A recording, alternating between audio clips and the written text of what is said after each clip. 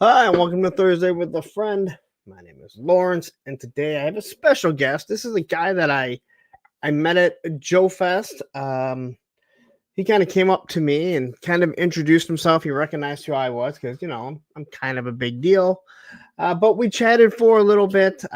We chatted, I think, a couple times throughout the show. A matter of fact, I believe I'm the one that asked him if he has an Instagram, and he said no. I'm like, you need to go start one. And if I remember correctly, he actually created one that night because I'm like, this is where it's free advertising, it's social media. You need to do it. But anyway, that's enough about this. Before we say hi to him, everyone, please say hi to Ken, just in case if Ken shows up. We don't want to not say hi to Ken. But anyway, my special guest, Maximum Warp. Where'd he go? He's not Oh there. no, I'm here. I can see you down there, Uh-oh. but your My black. grand intro has been ruined. Right, that's all right. So you're gonna have to log out and log back in. Okay. All righty. That's normally but I can see you still down there, which is really weird. But you're Yeah, I'm frozen. frozen. Anyone that has StreamYard don't know. All right, so I'm gonna bump you off, All right. jump up, and then come back in, and hopefully technical Hopefully this difficulties works. will be done. All right. All right. So technical difficulties, as they sometimes happen, I think we know. So hopefully he jumps back on. He was on earlier. We were talking, chatting, and everything. So hopefully we don't have any problems. So this is the perfect time for everyone to say hi to Ken, um, just in case. You just never know. You don't want things to go haywire or anything like that. So anyway, let's try this once again. Maximum War. I Thank you have for joining me. arrived. How are you doing? Good, my friend. Thanks for having me on. Now, thank you for joining me. It was weird because like you were in like you kind of went black in the bottom. Now, I don't know if you use StreamYard at all. Um, if you ever use StreamYard to do live streams, you can see everyone on the bottom. So anyone that um, uh, is a host, they can see everyone, even though you can't. So I could see you were like purple, and I was like, "That's weird. You must have changed something." And then you just came up all black. So, but I've had that happen to me before too. So Yeah. It happens. I do some work online, like online meetings and stuff. And sometimes if the internet's a little laggy, now we have some bad weather coming through Georgia here pretty soon. So hopefully, I mean, it's just going to be rain, hopefully. But yeah, sometimes I just turn purple and I don't know why. And just you that's reset it and everything's fine. And so we can just that hopefully, is you know, That's what it looked like down there. It was that purple. If you've yeah. ever watched Three Star Draw Darren, that's what his background looks like. You look just like that. It Oh, was okay. weird. It was just and again, I can only see on the bottom this weird purple hue that was over Yeah. you. But you were black on the screen, so maybe you were correct. When we first started, you're like, Hey, maybe I need to get a new computer. So I think it might be that yeah, time. yeah, maybe, yeah. It's been a few years, and maybe time. So, If you're going to be doing a yeah. lot of streaming, yeah, it's good to invest in. I know Oh, it's yeah. probably going to be time by the end of by the end of 2026, that I invest in a more powerful computer. There you go. Yeah. These things only last so long, unfortunately. But anyway, thank you for joining me. Hey. Um, I'm going to ask quickly because your name is very generic. All right, but it works with what your actual name is, which is Max, Yeah. correct? Okay. Yes. So where Yeah. does Maximum Warp come from? Well, so my name is Max, and I have had every variation of nickname you can imagine, but not this one. No one has ever called me that. And so it was one of those things where if I had $1 for every time I've been asked if I, like anybody ever called you Mad Max, Maxwell House, Maxi Pads, Max, like this, that, and the other. It's like, when I was thinking of interesting names, something to call my channel when I started out, I thought it would be kind of an easy thing to say, like maybe Mad Max toy reviews or something like that. But I'm a huge Star Trek fan. So, you know, and a while, like years ago on Facebook, I would kind of change my name every now and then, like Max Overdrive, you know, Max Velocity, you know, stuff like that. And so I I thought I don't care would what kind of anyone says. yeah. Maximum Overdrive is a very underrated movie that it's so bad it's Yeah. good. Oh yes, it's definitely one of those. It's like, yeah, okay, you know, it was the '80s, you know, and so yeah, so I just figured, you know, Maximum Warp, and you know, on Instagram it's Maximum Warp, but you know, at Maximum Warp 2099, huge, you know, that's a reference to the Marvel Comics line of the early '90s, Spider-Man 2099, X-Men 2099. Loved Spider-Man 2099, so I've just, you know, it's been one of my favorite characters. So Maximum Warp 2099. And, you know, and I trust me, when I came up with the name, I thought, I'm not doing anything Star Trek related. But, that was before I even knew that Nacelle Company was doing a line of Star Trek toys. So, but at any rate, so that's why I decided to stick with it. Sometimes I think about changing it, but now I do my warp factor, you know, rating system, and now I have Star Trek toys to review here, hopefully before the end of the year, and you're going to be seeing a lot of those, and then it fits it fits a bit better. So let me tell you something. I hate when people change their names. I'm not a big fan when people change their logos when they become established. And I'm glad he's in here, Krusty Old Crow. Him and I had this long talk about it, where he wanted to drop the Krusty, and I was like, no, don't. And he was like, well, why? And I go, Google Old Crow and see what comes up. You get all these crow stuff. You Google Krusty Old Crow, only you come up. And it's 3 easy words to spell. A punk with toys, really easy to spell. Maximum Warp, right? Now, again, there's, and as you do more videos, when people type in Maximum Warp, when, you know, you'll populate more. But you have 2 easy words, easy to remember together. You don't want to change it once you become established. Yeah, and I really like my logo too. So exactly, and I think a lot of people want to change their logo too much. I'm still looking at the new Dodge logo. I'm a Mopar guy. I'm like, Dodge, why do you change your logo all the time? Yeah, you know, like Chrysler, they change theirs. GM never does. Ford doesn't. And the funniest thing about Chrysler is they can't get rid of the Pentastar because the top of their headquarters is a Pentastar. Yeah. It's the boardroom. They're stuck I know with it. I drive by it all the time. You're in Detroit, right? You're in the Michigan area. Is that right? Yeah, just east of Detroit. Okay. Yeah, so I drive by anytime I have to go towards for work that way. Like you can see it off of I-75.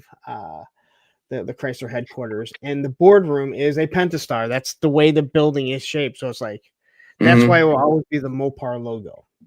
Yeah, I mean, not always have Chrysler always be somewhere, but yeah, the Kia logo, like that new Kia logo, I see it. I don't know what it is. I know it looks nothing like it, but every time I see it, I can't help but think Nine Inch Nails. I don't. It's just like the kind of the way it lines up and everything. I mean, it's a KIA, but anyway, I look at it and I think Nine Inch Nails. I don't think Kia. I think I don't know why. So yeah, but yeah, hopefully here soon, you know, my moniker will make more sense. No, and again, I think you have a really good name. It's something unique, and like I said, it seems very generic because you see Maximum Warp and you automatically assume like, oh, they're just Star Trek. It's a Star Trek channel, but it's your name and you are a Trekkie, so it works out. Where again, if your name wasn't Max, people would probably wouldn't make a whole lot of sense. No, it doesn't at all. Yeah. And I do understand what you were saying about all the different names. Like I went by Larry. Oh, Larry Ferry. Like, wow, like you think it's something a little bit more original than that? Just anything? Yeah. Well, I will say this, that my the best nickname that I ever had was Maximus. I actually quite like that, and I had that nickname in college before the movie Gladiator came out. The movie Gladiator came out like a year after, and so the Okay. hero of that movie's name is Maximus. And so Yes. when I graduated school, all my friends started chanting Maximus, Maximus, Maximus, like when I was walking across. So that was a really cool moment. So I don't know why I didn't maybe do that, like choose that name instead. But You better be a badass though. yeah, right. Because someone's gonna hear it at a club or a bar and be like, "Oh, so you think you fight?" And you're like, "Whoa, wait a Right. minute." Yeah. Quickly, let's say hi to everyone that is in the chat. Starting off, we have GI Bro here. We have Action Figs, one moderator. We have Joe ARH, who told me yes, he is a Trekkie. Patrick Stalko joining us. U.S. Combat Dojo. We have Wreck Ship 85. Wreck Ship. You got to be careful around this guy because he'll get a picture of you that you just don't. Well, that Tony doesn't want. I don't know about anyone else. Men who's is here. Joe Hunter 73, who I just recently had on. SCS Dog has joined us. Let's see here. We have Paul Morales, and then I know there's a few more people. Well, there's just a lot of people talking. HK Viper is joining us. There is Krusty O'Crow. Hey, Krusty. GI Customs, who I don't see very often in here. It's always nice to pull in people that maybe don't always watch because I see, hey, I watch this guy, I'm friends with this guy or whatever. So it's nice to get some new faces in here, and I like to get some new faces, hopefully, on what you're doing. Ronnie Trickshot says, "Hey, boy, who's on today? The king of Australia, who recognize Shark Guys at Joe Fest, but not Ronnie Trickshot." And then we have story. Then we have 3-star draw: Punk, Max, and y'all. All right, so let me ask you. Do you mind me asking how old you are? Just turned 52. Oh, I would not have guessed you were that old. Yeah, I get that a lot. I do too. I turned 50 at the end of the month, and I was talking to another client, and he went, "You're gonna be 50?" And I went, "Yeah, yep, yeah." I thought you were younger. Yeah, I had a client who I'm the same age as his dad, so I work with kids and teens, and he asked me how old I was, and I said 52, and he went, "That's the same age as my dad. You don't look nearly as old as he does." I watch a lot of 80s shows, and I'm like, "How old was that dad?" And you'll be like, 41, and you're like, "Oh 41. My god, what happened?" Like, I know we're not eating better, all right? So, like, how does everyone look so bad? Cigarettes and old gin. Yeah, I guess. Darren says, "Wow, I would have guessed I had 10 years on Max." Oh, wow. All right, so you are 52, so you're right in our age bracket. But again, those 3 years, you said you just turned, so you're what? Yeah, a few months ago, yeah. Okay. 73, yeah. See, now those 2 years are huge for seeing, like at our age, seeing Star Wars and not being able to see Star Wars or Empire Strikes Back. So we'll get into that. So, what was your family like? Like, where were you born? Like, where were you raised at? What was your family like? Life? Did you have brothers and sisters? Yeah. I grew up in North Alabama, and oldest of 4. And I will not say roll anything, just so you know. Do what? I will not say roll anything. Okay. Don't get me started.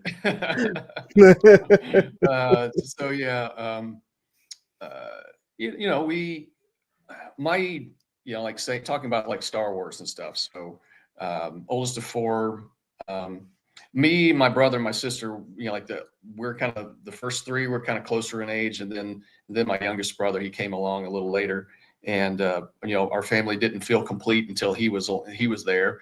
And, but me and my youngest brother or younger brother, the one I'm closest in age to, we grew up right in that Star Wars, perfect timing. My dad took me to see Star Wars on my 4th birthday. You, Saw, you, saw Empire in do you Return of the remember Jedi. seeing it? Oh yeah, absolutely. Yeah. Really? That's awesome. Yeah. At 4 years old, I remember sitting in the theater.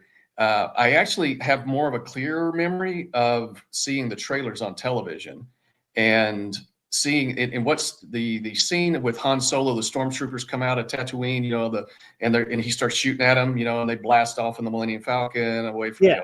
and all that. That scene, I remember seeing that scene in the trailer on the television, and I Really? thought, yeah, and it's so funny because I watched a lot of westerns with my grandfather, and the good guys wore white and the bad guys wore black kind of thing. Well, the stormtroopers were all white, so I thought Han Solo was the bad guy because he had that black vest on. But yeah, I remember seeing that in the theater. My dad took me out. We went to McDonald's afterwards, and I think ordered a Happy Meal or whatever, and I remember Dad talking to some football players, like the high school was nearby, and one of the local high schools and everything. And just being blown away. Now, my dad had actually seen it once or twice already, and my mom is still mad at him for making her see it. So I think she wanted to see like some romance movie once, and he took her to see Star Wars. And so What about the story of, Han Solo and Princess Leia? That is very romantic. Yeah, exactly. Yeah, yeah. And then Empire Strikes Back was definitely, I would say, the biggest event, right? Like, oh, there's such a thing as a sequel, and I remember the advertisements so clearly, the trailers on television, the merchandising and everything, and getting all those figures. And that really kind of started me off collecting, right, for action figures. However, I will say this, that was not the start. I did have. I'm going to ask you about that in a second. Oh, okay, okay. I'm going to ask you about that in a second, but I think it's great. And again, like you said, you can remember being 4. And again, I feel like just because your dad, like again, we have memories back then, but the fact that you have your dad that takes you. To me, like you said, it seems like it's an event. Everything is probably larger than life as you're this little 4-year-old, and your dad's probably sitting you down in the seat. That music hits and everything. That's awesome that you have those memories, and the fact that you can remember going to McDonald's after. I love that. That's so awesome. Yeah. So, okay, so I know you're about to say something, but. Do you remember what is like the first toys you remember playing with? Not what you fell in love with. Yeah. Do you have a first memory of your first toys? And I think like for a lot of us, it's in our age is the not place. I was gonna say play school, not the Adventure People. Yeah. Matchbox cars. Like what was the first thing you remember playing with? Honest to gosh, now talking about Adventure People, I have no memory of ever seeing those. Okay. Ever. We were chatting, and me and the pit crew, we were chatting about that. No recollection of ever seeing any of that. Now, the very first toy that I think that I can clearly remember is the 12-inch $6 million man toy. Okay. And yeah, look through the eye. Yeah, I had that. And funny story, I tell this story a lot, is that I broke my arm playing Steve Austin. I was 3 years old. So this was right before Star Wars, I think. And I was out. Hell of a memory. I know, it's crazy. That's awesome. I was out on a swing set, and it had been raining. And instead, I climbed up onto the slide, and the slide has the little platform that you get up on and everything. Well, I decided to jump off of it, like get up, climb up the ladder and jump off. And I was playing the $6 million man. And I even did the sound effect going down. I jumped off and went, no, but I slipped and on the water that was on the platform, and I pitched forward and landed on my arm like that. And it was nearly a compound fracture. And so, yeah, freaked my mother out because I'm 3, my brother's barely 1, she's pregnant with my sister, my dad's at work, and 1 car. having to take me to the hospital and get my arm set and everything. So during COVID, I finally like a birthday present to myself was buying the $6 Million Man box set. So that was definitely the first toy. Yeah, that was definitely the first toy. No, but that was so wild at Joe Fest is that there's that one vendor. It's just nothing but $6 Million Man figures. So believe me, I was tempted. I was very tempted to get one of those just to have it. You don't have one. No, I was at Joe Lanta in September and was looking at, but the prices are just they were more than I was willing to pay. They were in great shape. Most of them still in a lot of boxes, still in their boxes, but yeah, just couldn't justify. That was not maybe someday when I'm rich. I fully get that. I fully get that because I've always said for me, the Defiant is my holy grail. I'd be getting out of G.I. Joe, the Defiant. The Defiant from Deep Space Nine? No, from G.I. Joe. The G.I. Joe Defiant. Oh, sorry. Yeah. Yes. The G.I. Joe Defiant.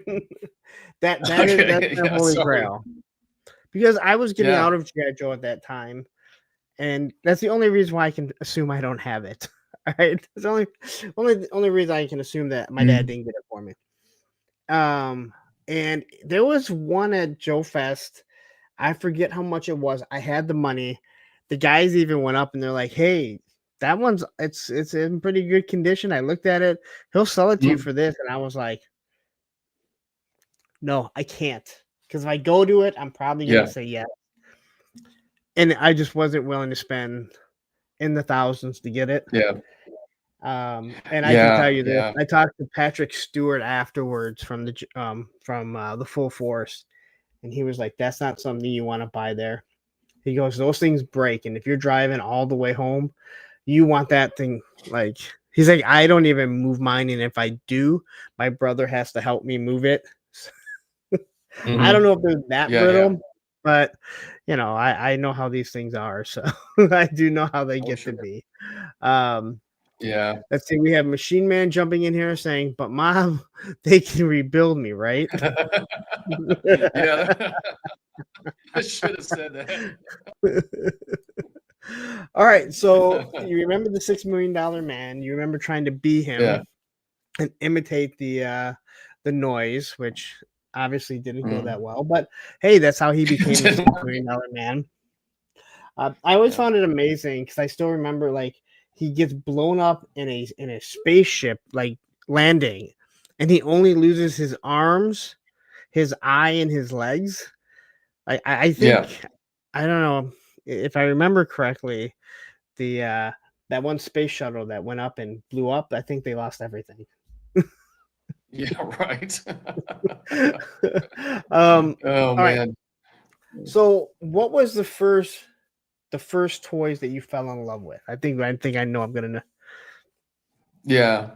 Oh, it was definitely Star Wars. I mean, once you could get those in stores and seeing them on the screen and recreating, the imaginative play that you had with them. I will say I'm not sure when I got the X-Wing, but the X-Wing was probably my favorite toy of my childhood. Okay. I mean, now granted, once G.I. Joe came on the scene in 82 and Star Wars was essentially over in 83, 84, it still holds a place. It's still, that X-Wing still holds a place in my heart. I mean, I don't have it anymore, but I had it, and I put G.I. Joe figures in that thing. And so it was definitely started with Star Wars. I mean, I can say for myself, I'll be at Sergeant Red's or a toy store or whatever, and I see those original Star Wars figures, and they're so plain, they're so boring. 5 POA.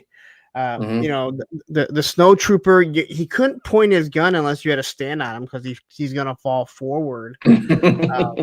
But you see him, and as much as, again, once I saw the G.I. Joe commercial, I was done. Like that was it. Like all I wanted. Yep. Yep. I look back so fondly of again, those figures don't look great, but you look back to when you were that age and like Han Solo looked Mhm. like Han Solo. He looks Oh, yeah. nothing like Han Solo. But you Looks need like the melted outfit. candle wax. That's exactly it. See, I kind of figured you were gonna say Star Wars. So how much Yeah. younger is your brother than you? Your closest About brother? 2 years. Yeah. Okay. Yeah. So you had a built-in play friend, it sounds like, Oh, yeah. for a Yeah. while. It was, yeah, he was, um, yeah, we were fast friends. We were always playing something. We were always getting into trouble. We were always playing Star Wars and then GI Joe, and he was into the bigger. He would save up his allowance and get a lot of the bigger vehicles than Joe. I got a lot of the smaller ones because I was very impulsive. And, so he had the whale and the hydrofoil and a few others, and but yeah, he was definitely into Star Wars. He uh,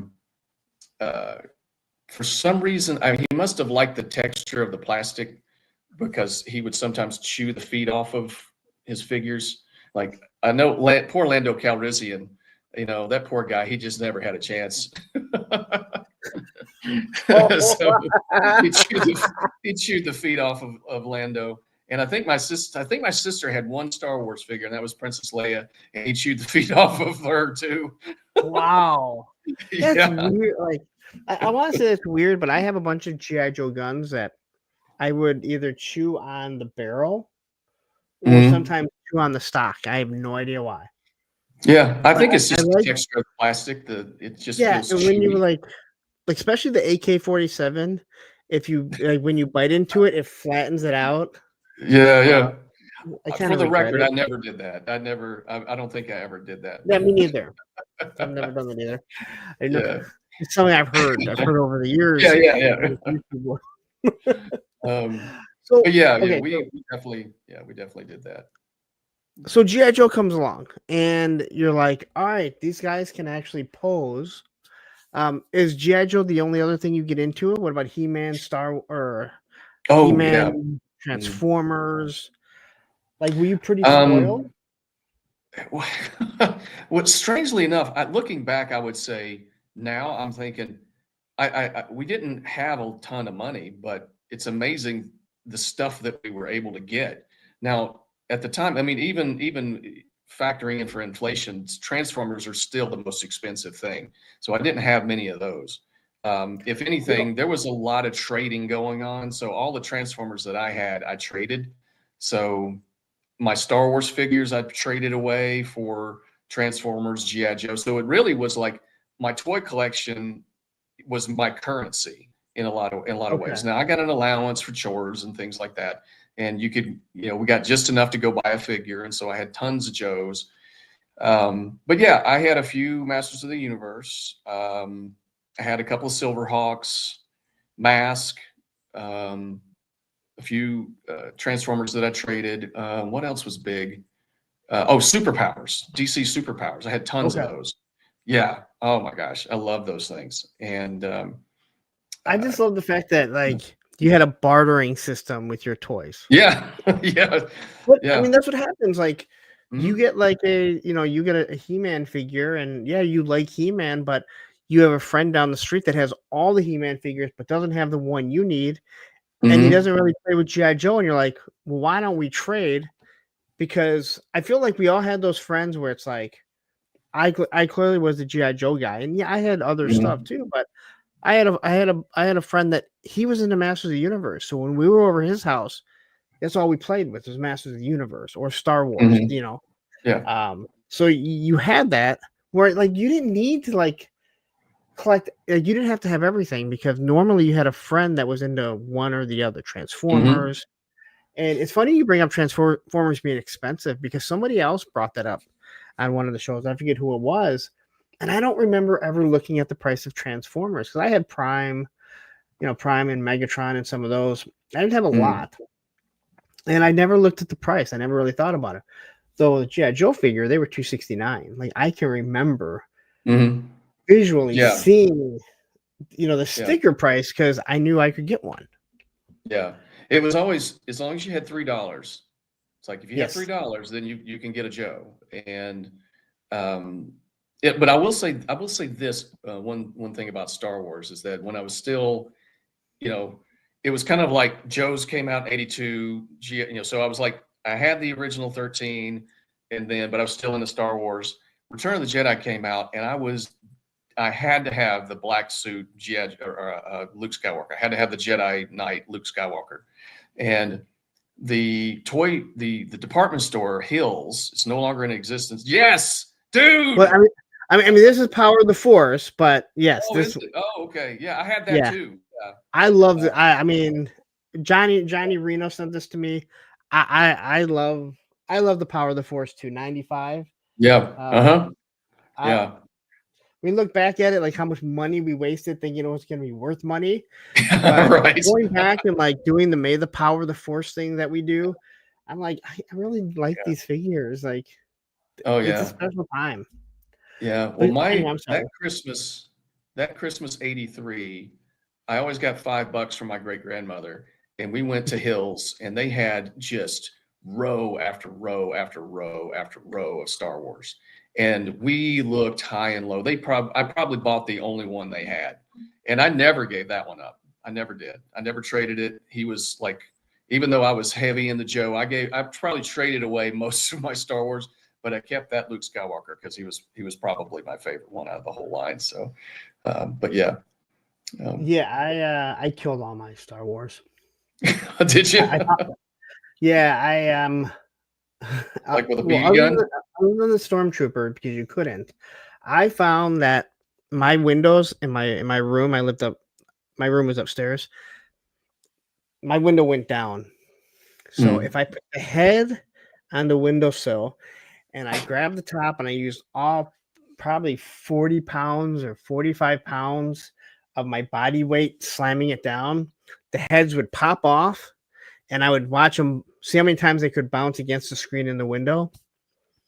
And G.I. Joe killed every single one of my Star Wars figures that way. Oh man, It's that so much reminds money me. when you look back. So much money when you look back.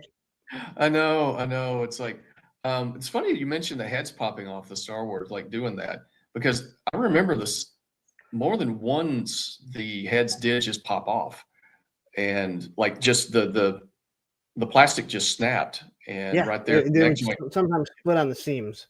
yeah, and more than once, I'd have to get my dad, and he'd take a dot, he'd super glue the head back on, and sometimes he used too much, and there's like this little clear ring of super glue around the collar or wherever.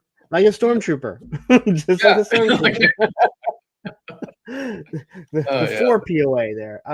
yeah, So as you're starting to get older, and again, I think normally we're all playing with toys till about fifth grade. And again, our schooling was kindergarten through fifth. Then we had sixth through seventh, or sixth through eighth was middle school. Then high school is ninth through 12th. I don't know if yours was the same way, but going into middle school, I know that's where like most people start putting down the toys. You're still playing with them, but you don't let people mhm, know. Did you do the yeah, same thing? Now you had a younger brother that's 2 years younger, so right, you have a built-in like, oh, those are my brothers. right. Actually, no, I want to say that was when I definitely like middle school was when I was into Mask and those vehicles, and so small head. rip small, rip small head Han Solo, which I know exactly what Han Solo is talking about. Yeah. Couldn't do the pumpkin head reissue. uh, but yeah, middle school, I would say I probably still um, 88. Gosh, well, honestly, I think I was probably I still was buying a few Okay. Joes, into freshman year of high school. And I wouldn't say I was necessarily like playing with them as much as I was taking them out and displaying them, and just saying that I had them kind of thing. But I Basically, you definitely during saw middle school was definitely like mask and stuff. like you would see a figure that I just like the way that looks. I don't really play with them Mhm. anymore and pick it up. I know I did that like later on. Now again, I was a skateboarder and we were Mhm. already at the bottom of the social barrel. So it wasn't like my friends were gonna make fun of me if I bought a G.I. Joe or anything. um, but no, I feel like yeah, there was a lot of like we'd pick something up, you weren't playing with it, but it's like I just like the design of that. Mhm. Yeah, well, it's funny because we were talking about this on when I was the first time I was on, or one of the times I was on podcast from the pit. It was the what was the last figure that you ever bought that you could remember? And I, for the longest time, I thought it was like Cyclone from He-Man, from Masters of the Universe. But I actually Yes. think it was. I got the years mixed up because I thought Storm Shadow version 2 came out in like 86, 87. It was actually like 88.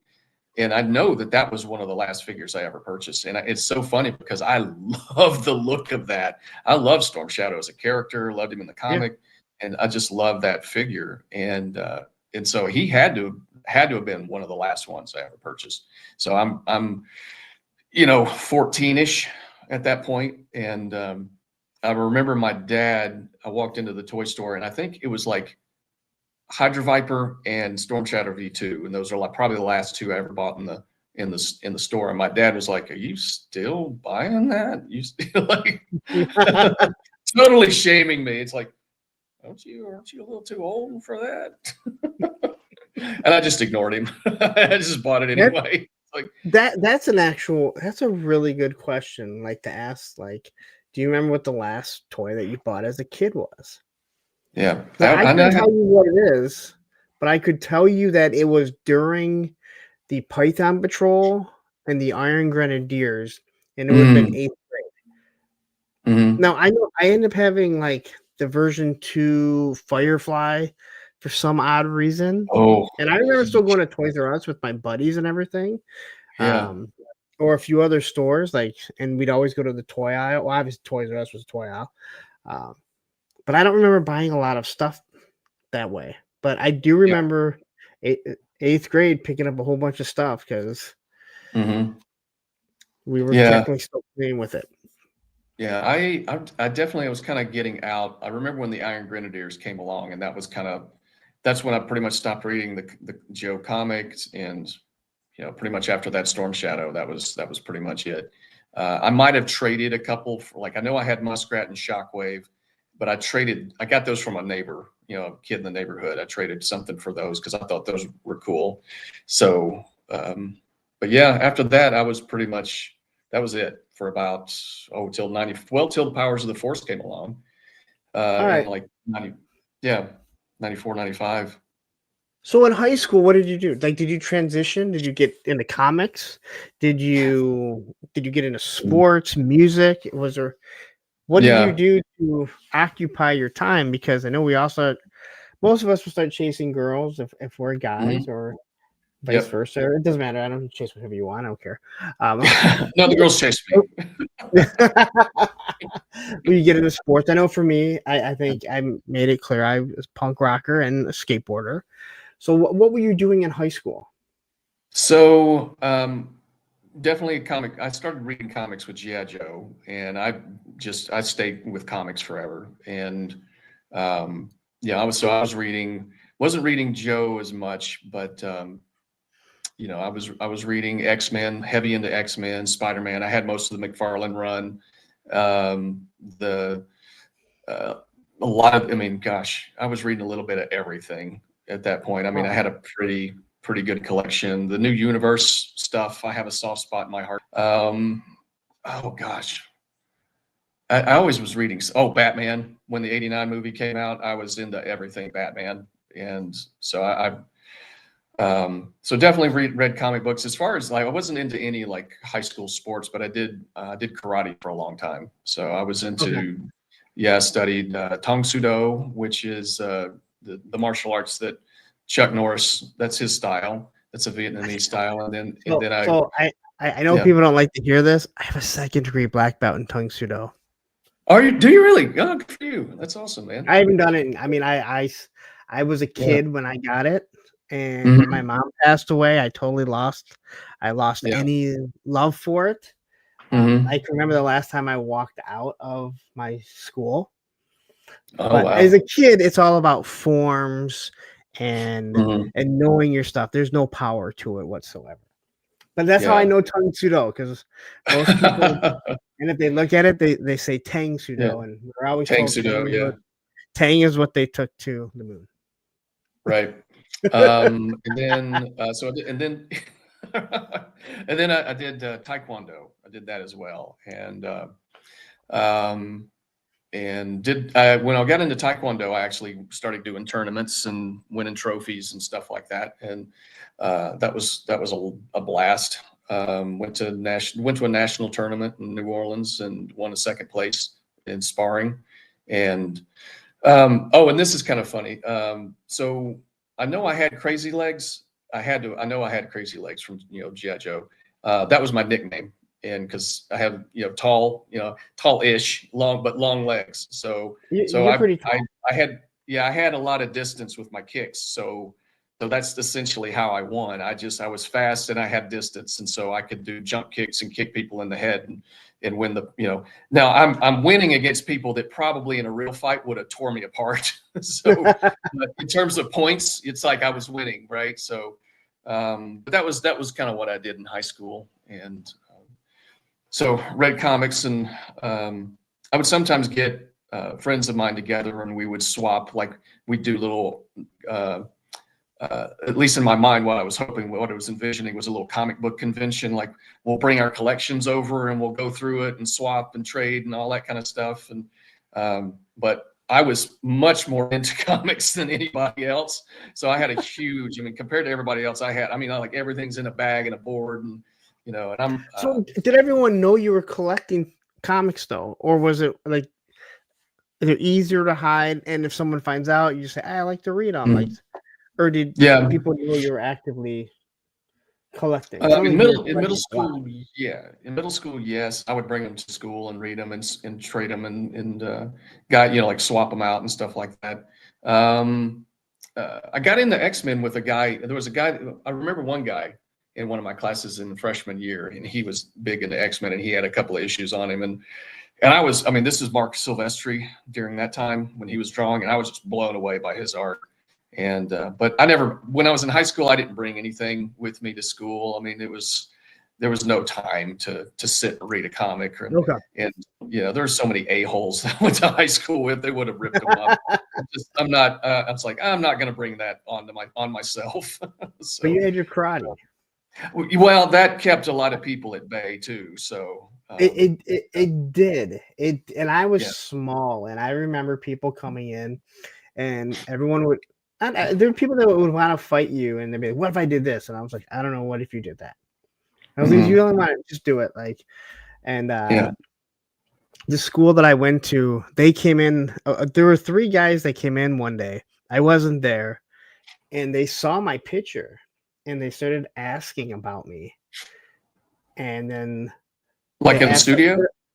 yeah, like at my school, like my picture was up there with other people. It wasn't like just mine. It was like Oh, okay. pictures of all the students, and they saw me and they started asking, my instructor, and finally they're like, "How good is he?" And my instructor was like, "He'll kick your ass."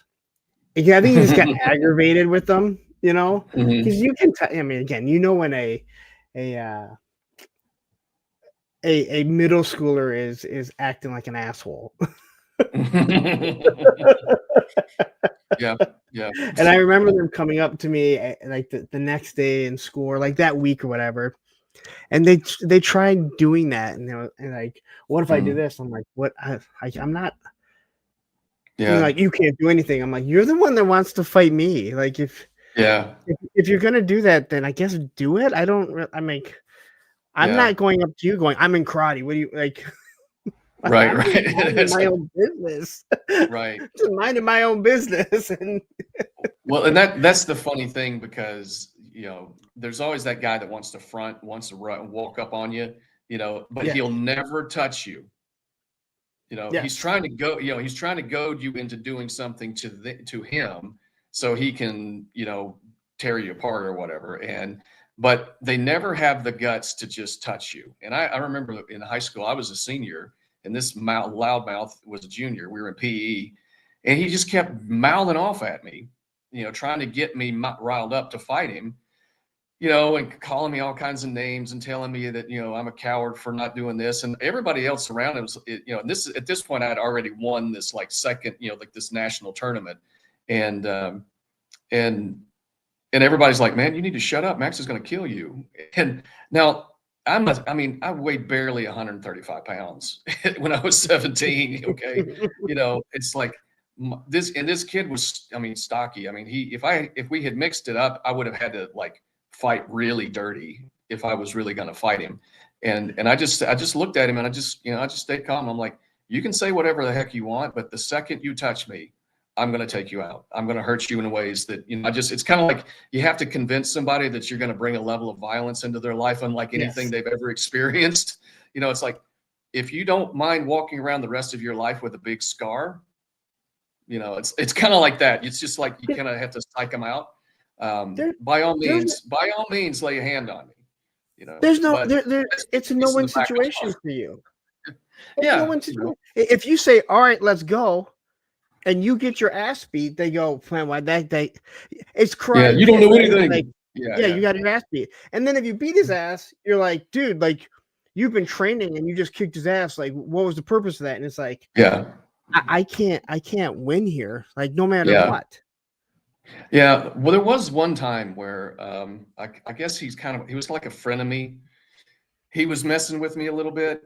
And, he was sitting in the chair in front of me in one of our classes. And he was turned around. He was sitting in front of me and he's turned around and he's like messing with, like putting his hand in my face or something like that. I grabbed him by the upper, like right here, because there's a pressure point right in there. And I hit it really hard and just bared down. And his arm, he jumped out of his chair and looked like I had just like done some kind of, like Sorcerer Supreme something on him. He looked at me and his eyes got big and he wasn't expecting that. And he never touched me again. And sometimes it was just stuff like that. That probably was the only thing I had to do ever was, one time to kind of let people know, oh, he knows what he's doing, and they'll leave you alone. I went to high school, no one ever. And most people knew, especially, when you go from one school. In middle school, obviously, everyone knew. It was like, I guess people just assumed. I'm like, dude, I'm like a buck 05 if I'm lucky right now. Like, I'm not. You've seen how short I am. I mean, I wasn't bigger in high school, I was a scrawny skateboarder, It's those little things, but I think that's awesome that you like. It's funny because, like, again, when I was younger and I would tell people, they'd always say Taekwondo, and you're like, no, Tung Sudo, and like, what's that? That's not real. I'm like, you heard of Chuck Norris? That's what he does. Yeah, no, he doesn't. There's lots of forms of karate, right? But that's interesting. Okay, so let me ask you this: did you graduate high school? Oh yeah. I only asked because I once asked. I once said, "So you graduate high school?" The guy goes, "I didn't graduate." I'm like, "Son of a bitch." Yeah, probably barely, but I graduated high school. When you graduated high school, did you go straight into the workforce or did you go to college? I went to college. I started at a community college, and I've been working since I was 16. I've always had a job, and couldn't wait to get a job. Couldn't wait to have a car. There was a local school. Got a 2-year degree there, and it took me 3 years to get a 2-year degree. But after that, I went into the workforce and worked for a while, and then went back to school. Got another degree, and then a few years after that, went back to school again and got another degree, and now I'm doing what that third degree allows me to do. so it's like, kind of had to find myself, I guess. Again, So, I started off at a community school, community mhm, college. I never finished. I ended up doing a co-op job, and that led mhm, into just kind of doing stuff in that field. And I mhm, ended up fixing copiers in 2000.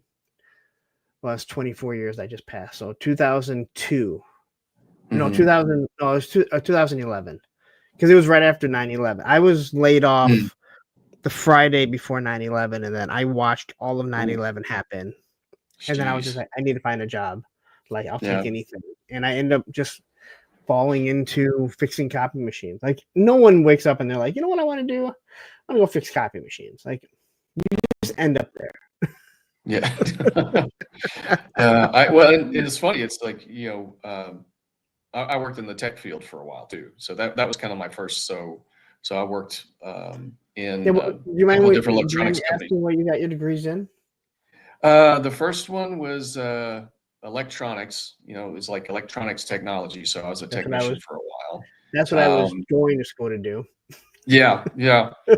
And the second degree, I actually studied to be a pastor, and that didn't work out as well as I thought it was going to. And Wait, they had uh, degrees for that?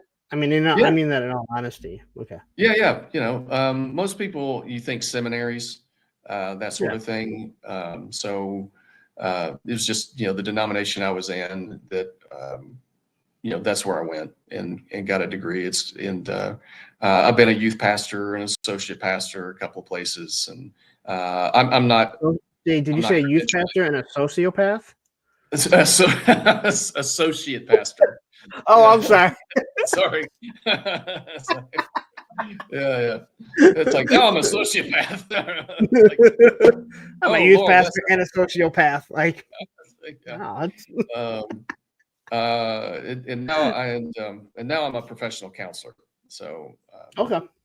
yeah, so I do that. I work in the mental health field, and I work largely with kids and teens, but I also see adults and various issues and that sort of thing. So yeah, been doing that for January will be 10 years. So Oh, wow. yeah, mhm, yeah. That seems like a job that can be very fulfilling, but also very disheartening too. You're absolutely right about that. Yeah, there are times when it's absolutely wonderful. I've always wanted to help in some way, Yeah. and psychology and and counseling just kind of it's a good fit for me, and I really enjoy it. But there are times when you you can't really tell people what to do and have it's one of those things where you can definitely see that someone's going down a wrong path, or a less maybe a less effective path, um, Yeah. choices that they're making, and you know that it's going to cause them a lot of pain, but ultimately you have to respect the person's autonomy. And so yeah, there can be times when I've worked with I've done some marital counseling, and sometimes uh, that's probably one of the higher stress, working with trying to help people mend their marriage. um, and I feel sometimes they do and sometimes they don't. Yeah, I feel like when I asked you, like when before we started going on, like, hey, how's your week been? You're like, actually really good. I feel like that's like one of those questions that it's like you could be like, man, it's been an awful week, and whatever you had to deal with, like Yeah. that's just kind of added up. 1 second here, Crash jumping in here, member for 20. I can't believe I've had memberships for 27 months. Oh wow, So good for you get you. the, Fucking Phil Collins. and then he Fucking Phil also, Collins. oh, Fucking Phil Collins. hold on, I got to turn that off. Fucking Phil Collins. There's this auto loop for some reason. So you get 3 fucking Phil Collins. Hope you don't mind swearing. What is that word? And then Crash donated or gifted 1 Punk membership. So then you get Welcome to the Creamery. and it went to Win Jr. I think that's who it is. They're not here. It's really weird. Like Oh, there's people here that aren't members, you would think like when you gift, like it would go to somebody at least in the chat if there are people in the chat that aren't members, but it did not. So thank you very much, Crash. Greatly appreciated.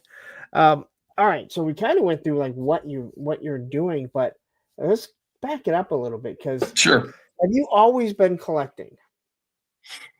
Probably something, yes. Yeah. And I It's feel always like largely, yeah.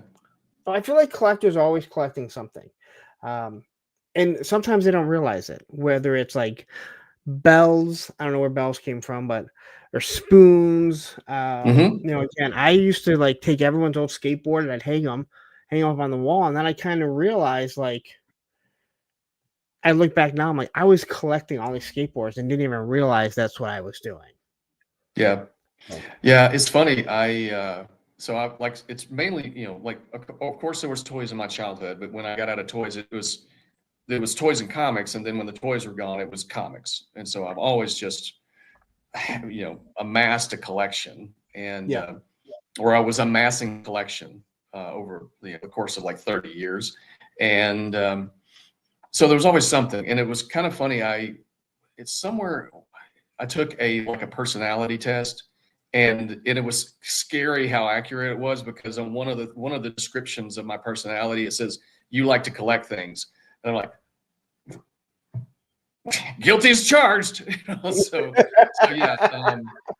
But in the 90s, you know, I got into the Powers of the Force and the Playmate Star Trek stuff. So that Okay. was that was probably, and it wasn't even a big, you know, I didn't have like a huge collection, but I was definitely picking up, and I was definitely mint on card only during that time. So I never opened anything. Yeah. But yeah, I love Star Trek, love Star Wars. It was pretty cool to get back into Star Wars with the Powers of the Force, and but definitely I'm late 80s when Next Generation started, and then into Deep Space Nine, and then the start of the Next Generation movies. I was definitely picking up a lot of those Playmates Star Wars or Star Trek I figures. had a lot of the Generations Star Trek. I think I Same. had almost all of them. I even had. Do you remember the 1701 series? Picard, Mm. Tasha Yar, and I think it was Tasha Yar and Barkley. There was 1701. Was it like a 3-pack? No, well, there was a 3-pack later on, but there was Okay. it was 1701 because there was only 17,001 made. I'm sorry, 1,701 made of them. And it was okay. Picard, and then it was Tasha Yar, and they had a Barkley coming out, and they bumped up the production of Barkley to 3,000 because people complained. I found two Barkleys at the same Toys R Us on the same day. And then the next week I went back and there was another kid that had one. And I'd seen this kid before. He was there with his dad. And I go, hey, do you mind if I look at that? And he was like, I go, hey, I got two of them already. I just want to see, because they were numbered on the bottom of their foot. I go, I just want to see what the number was. And I'm like, I'm not gonna take it, I promise, you know. And he let me look. I'm like, okay, I just want to know. And the two that I had were actually below that, and one of them was actually in the under the 1701, the original numbers. So I was in my mind, I was just always like, even if they hadn't bumped it up, I would have got at least one. Oh, nice. Yeah. Those are probably the only two figures. Sorry, go ahead. Oh, those are probably the only two figures I ever sold when I was younger that I actually made money off of. Did you really? Well, I lost my job. You know, I was laid off or whatever. So, you know, I had to sell stuff. That was probably the only thing I actually made money on, because everything else, Power of the Force. Yeah. I never sold my G.I. Joe.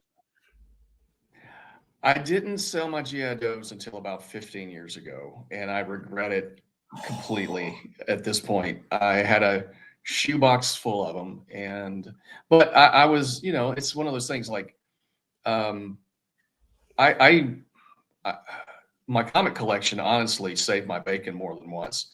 Like if I needed extra, like just a little extra to pay for tuition, I would go and sell. I made a ton of money off of the McFarlane run. I sold each issue individually, and made probably $50 an issue, something like that. Well, I Um, mean, yeah. you were collecting, or you were picking up comics probably towards the end of when they were really worth money, or were going to be worth money. Because once we Right. got into the 90s, an Image comic came along, and everyone Mhm. thought that all those ones were going to be worth money. I have a box full of them that aren't worth shit right now. Oh, yeah. I was buying like every one and every zero that you could get, because I'm like, these are going to be worth so much money. They're not. Mhm. So you came up, like, you had them like right yeah. at that perfect time, it seems. Yeah. Yeah, I would agree with that. Yeah, the 90s were not. I would say Marvel fared worse than anybody because the bean counters were in charge. And Yeah. so I was hardly reading anything Marvel except for Spider-Man 2099 and the Daredevil Man Without Fear miniseries. But DC was, they had, I was evented out, like crossovered out. Okay. I was out of X-Men because I was tired of the constant crossovers and having to buy every issue and every title on the stand. And but talking about selling stuff, it's like, yeah, I sold stuff from my collection to pay my rent, to buy some other stuff, to pay for tuition.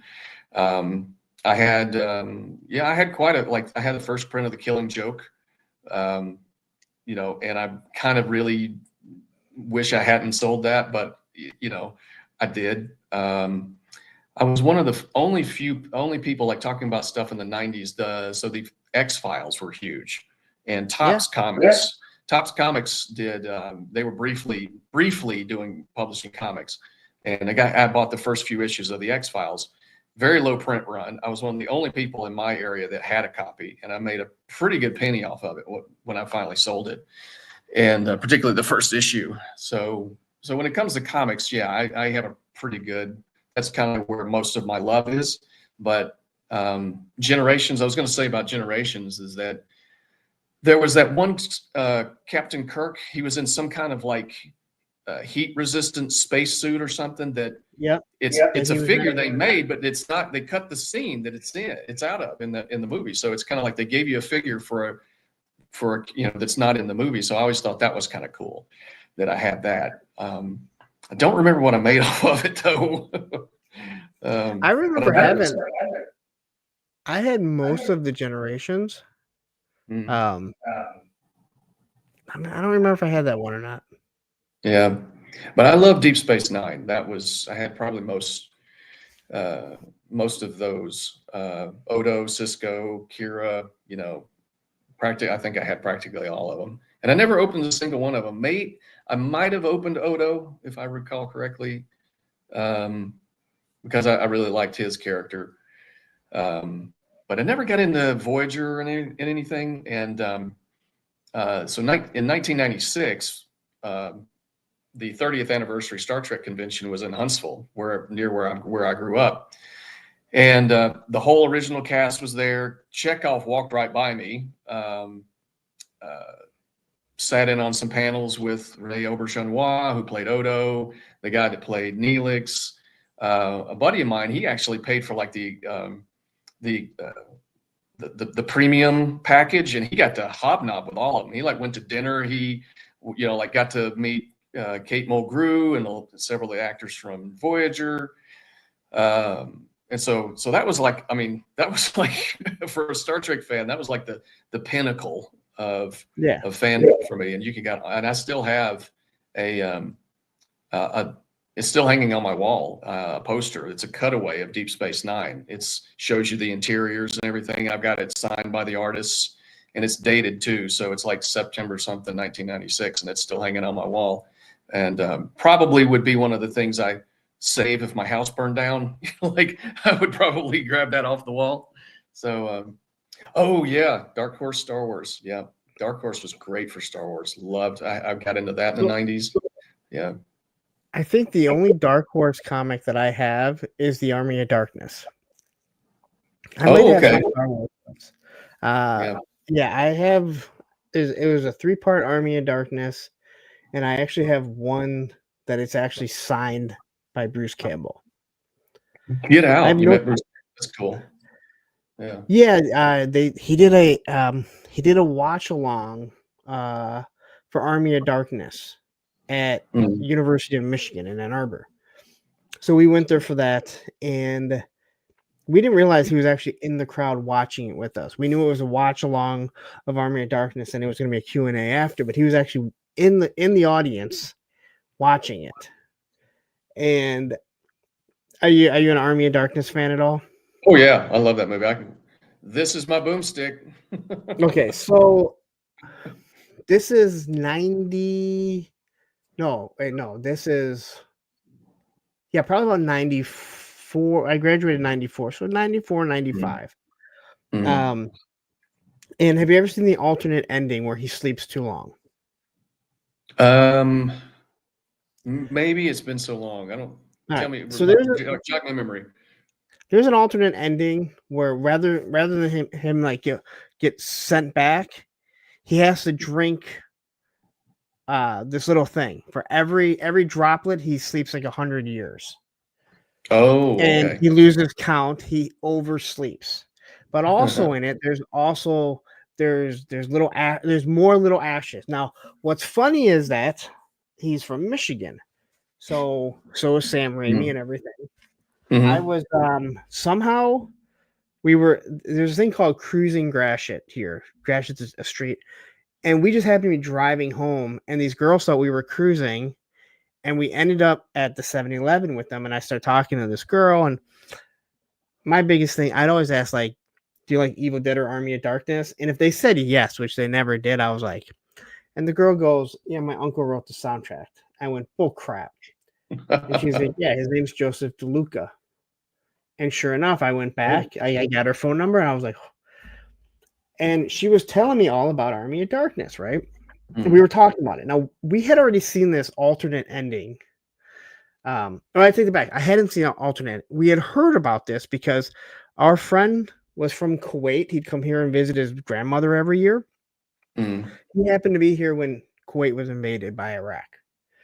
So he Okay. ended up living here the rest of his life. And he had never seen our ending. This girl, she's telling me all about it. And I'm like, this is what Yusuf told me happened. Like all this stuff. Sure enough, years later, a buddy of mine, he buys the VHS tape for me at some swap meet. We're watching it and we're like, what the hell is this? Completely different ending. So we watched this thing, and I asked the question because this is like 94, 95, maybe even might even been like 93. And we might not even graduated yet. Something, 94, whatever. And I asked the question, I go, hey, how come you guys changed the ending?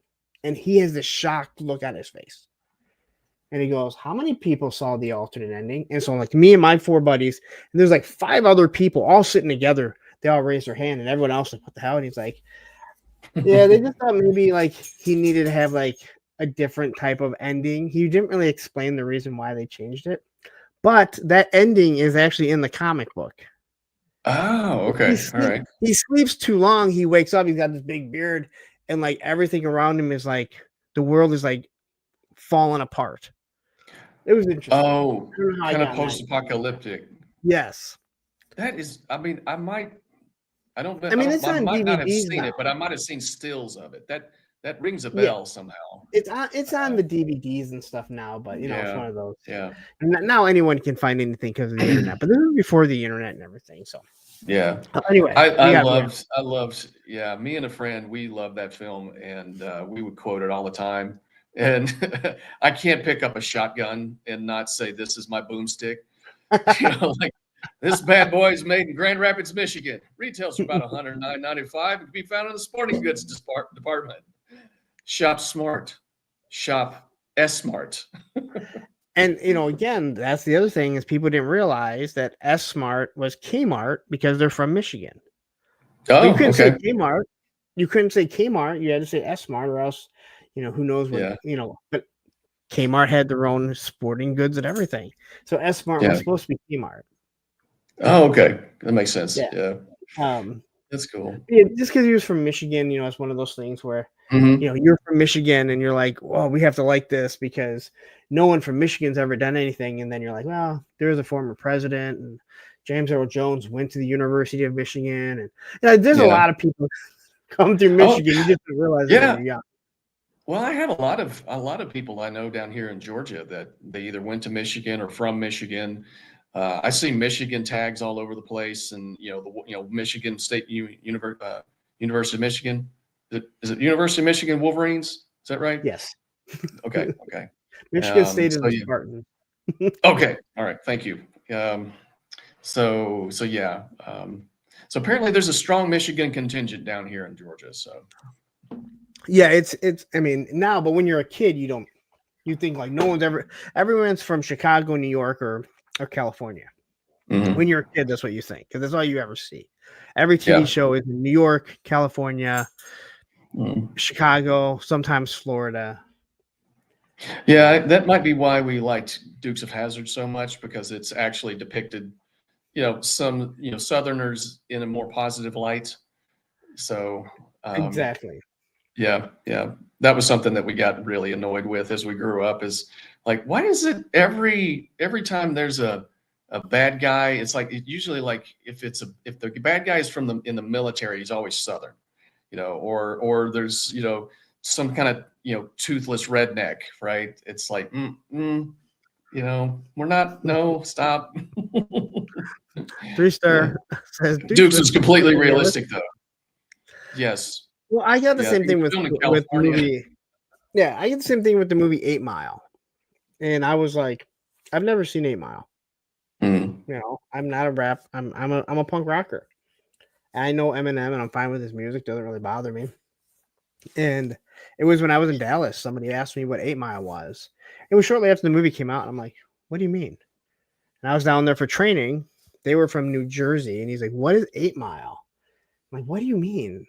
He's like, the movie 8 Mile. What is it? And I was like, oh, I'm like, it's the road that divides the suburbs from Detroit.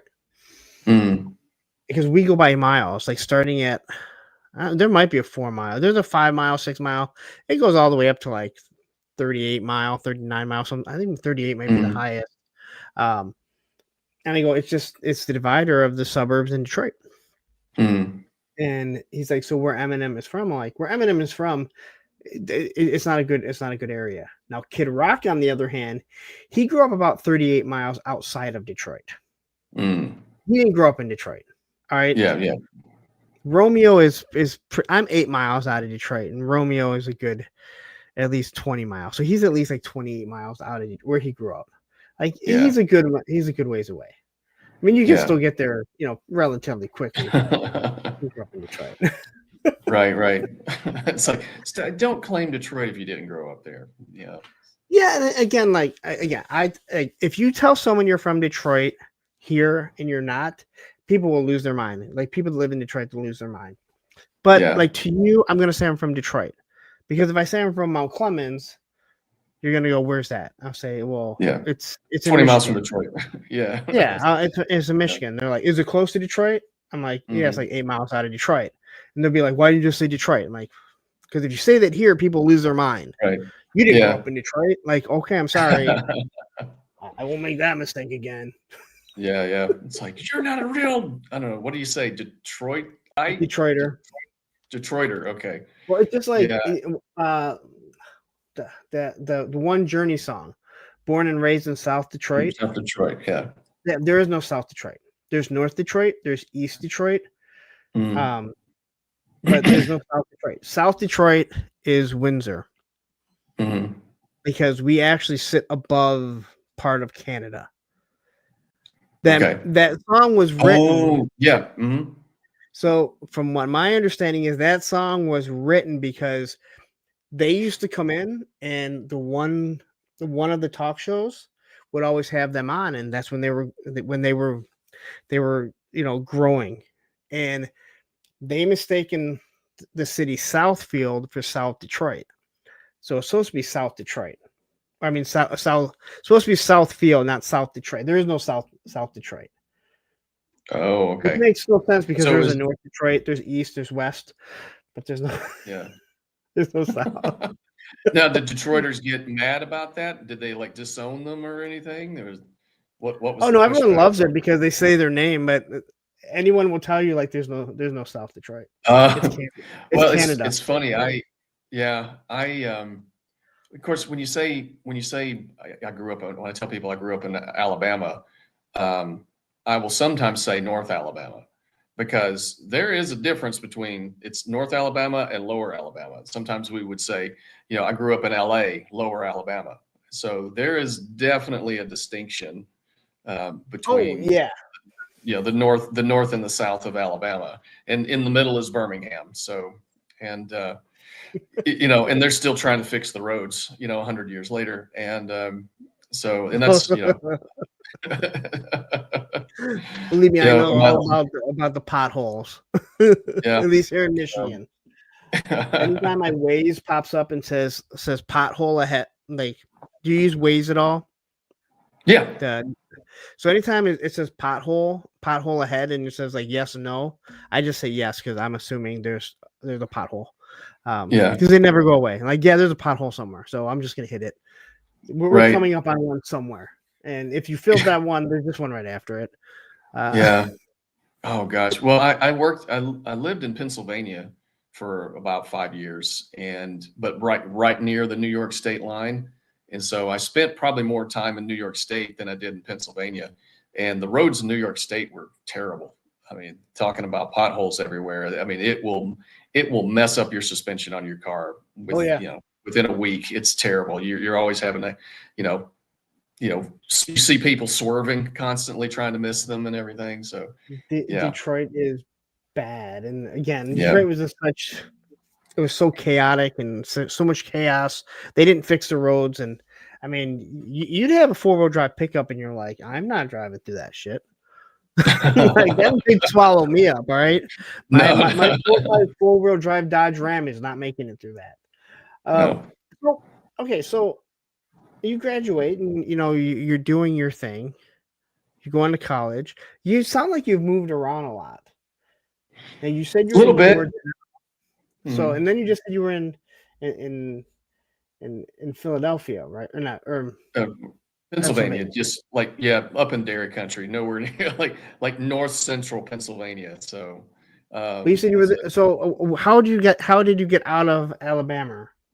let's see. I Well, can't- I went to school in Florida and lived there for a while, and then went back to Alabama, and then met a woman, and she was from Pennsylvania. We had a long distance relationship going, and um, it was kind of like at the time we were dating, we were flying back and forth, and for about 6 months or so, and eventually it was just like, if this is going to go anywhere, one of us is going to have to move. But it really couldn't be her because she was very firmly established. She was running her family's company and where she lived, and honestly, my job where I was working, I was doing okay. They were about to close their doors. They were about to downsize or outsource.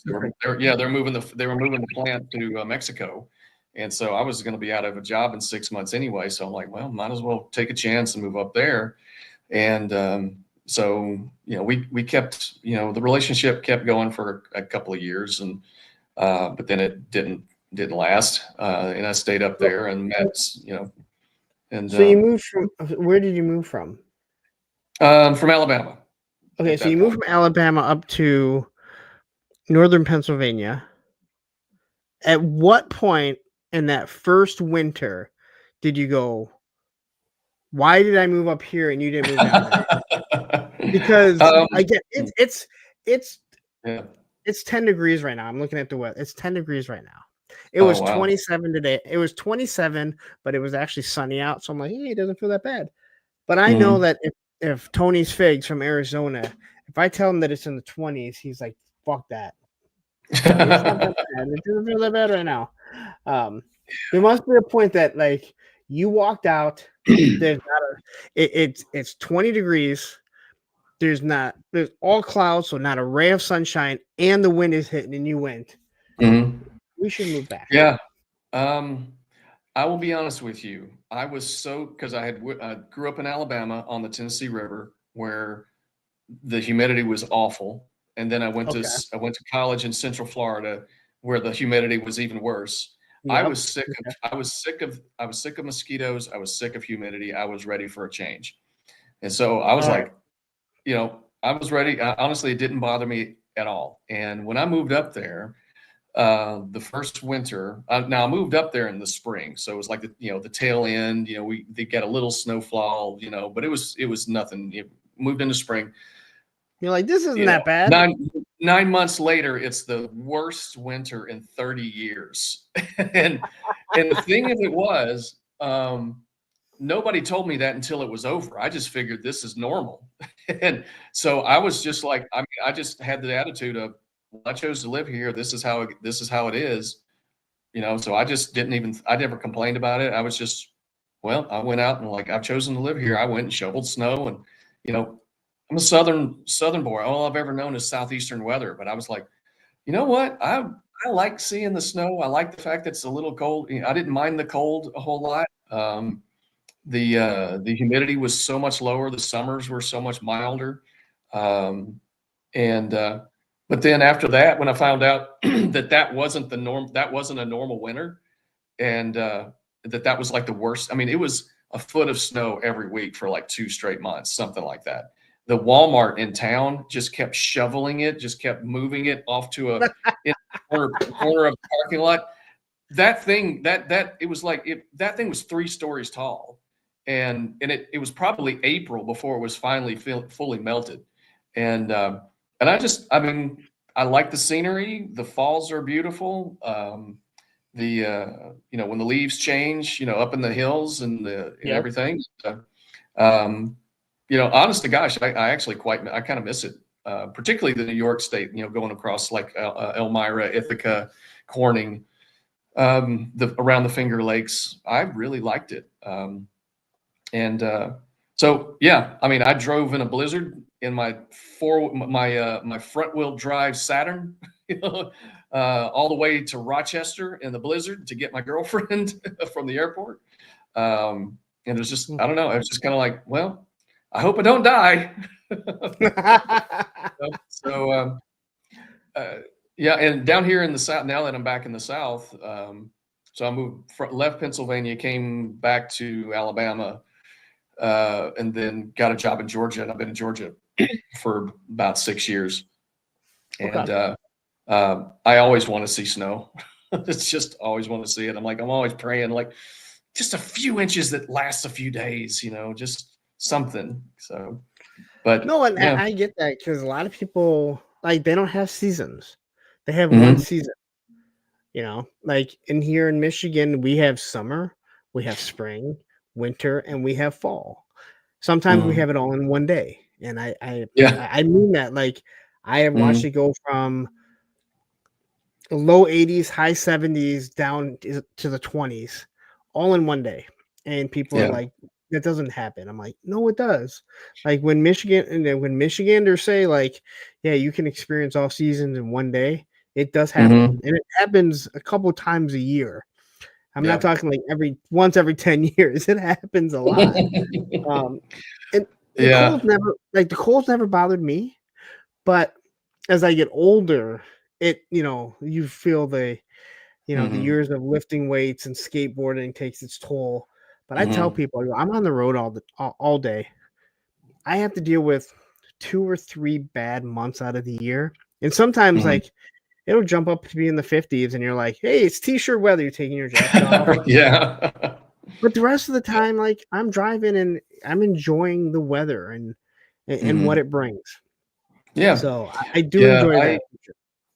Yeah. I will say that where I'm at in Georgia isn't nearly as bad as where I grew up in Alabama in terms of the humidity and the bugs and everything. But I do hate the summers, and the little pop-up showers that we get all the time, and just I call them humidity bombs because they just dump a bunch of water on the ground, and then it just evaporates, and it's just like you're walking through a sauna every day. And so, yeah, Yeah. so I live for fall. I live for when it's cooler. Um, and but I will say this, one thing about being in Pennsylvania that first time, it was the coldest weather I have ever experienced. That there was a moment where it was like 17 below zero, and I'm walking into work, and a gust hits me, and it's like icy needles just hit me in the Yes. face. And I definitely remember that experience, and just and where I was working, my hands got so cold that one of the guys I worked with had a thermal gun, and so he could check for thermal spots, in the walls in case there's any kind of checking for fire hazards and stuff. He ran that over my hands, and my hands were black. That's how cold they were. It's like you'd think I had frostbite or something. There was like no Wow. heat at all. Yeah, so it's like, oh, that's scary. I'm gonna go run my hands under hot water. So, It's crazy. I tell people, like Tony from Arizona and these other guys, I'm like, I will take 10 degrees, sunny, and I'll take 10 degrees, sunny, and no wind over 33, completely cloudy, and the wind, because that is yes. way worse. That is Mhm. so much worse. Yeah, the wind can cut you like a blade. That's definitely, that makes it a whole lot worse. But yeah, I don't mind it at all. And I actually went up a few years ago to visit some friends, and I timed it so I could, right when the leaves changed. So I went back up Okay. to where I live, and I walked around. There's a like every 6 months in Ithaca, New York. There's a used book sale, and I flew up there to go through that on that weekend, and I bought a bunch of Okay. stuff and shipped it back to myself, and just walked around a couple of towns that I really enjoyed, just kind of reminiscing and everything. So, but it's not to say I mean, I like Georgia just fine. I like it better than Alabama, and most of my family has migrated to Georgia anyway. So, so this is probably where I'll stay. But if So, I had to, if I had to choose, I would say cooler weather. I'm with you there. I mean, I take that back. I mean, I tell everyone I'll take 100 degrees.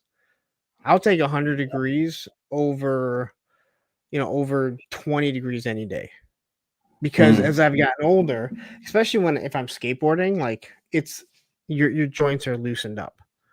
If mhm. I try and skate and I haven't been skating a lot recently, but once it hits like a specific temperature, even if I've been out, like if you relax too much, like everything just tightens up and you're like, I'm done.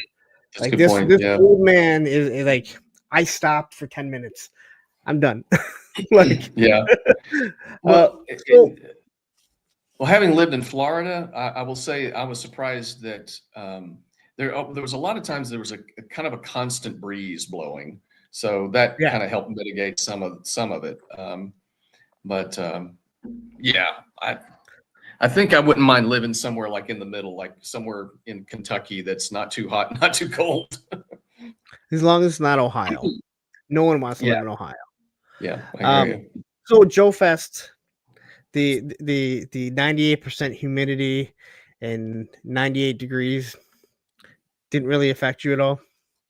When I was I mean, indoors, it's impossible for it not to affect you, but you're just like, yeah, whatever. yeah, Like Tony, um, he's from Arizona, all dry, and he's like, yeah, "Oh my god, this is awful." Now I'm coming from Michigan, where it's in the 90s and the humidity is in the 70s. So mhm. after a while, humidity, it's engulfing you no matter what. So it didn't even Yeah. bother.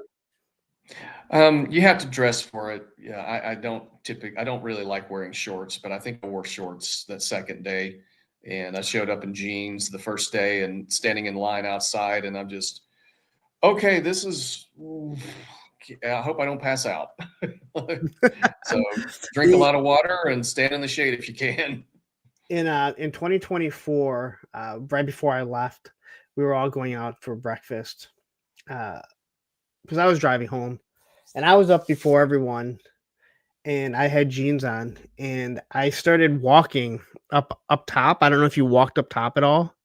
And I Mm. walked all the way to the highway. It's probably a half mile. And it was first thing in the morning. It was probably in the mid 80s and probably 90% humidity. And that's one Mhm. of those ones I kept walking and I'm like, and there's a lot of people walking. I'm like, what the fuck am I doing? Like this is all like I need to get out of here. Yeah, Like yeah, yeah. Yeah, it's you can't escape it. That's the thing. With cold weather, you can always bundle up. With hot weather, it's like you have to basically dress with loose clothing and drink a lot of water and try to get in the shade. Now eventually you will acclimate to it. I worked one of the jobs I had in PA had no air conditioning. It was a foundry, and so I didn't work in the where they're melting the metal and pouring everything. I worked in the finishing department, but it was still hot as blazes in the summer. And if yep. it rained outside, people ask me like something about like what are the summers like in Alabama?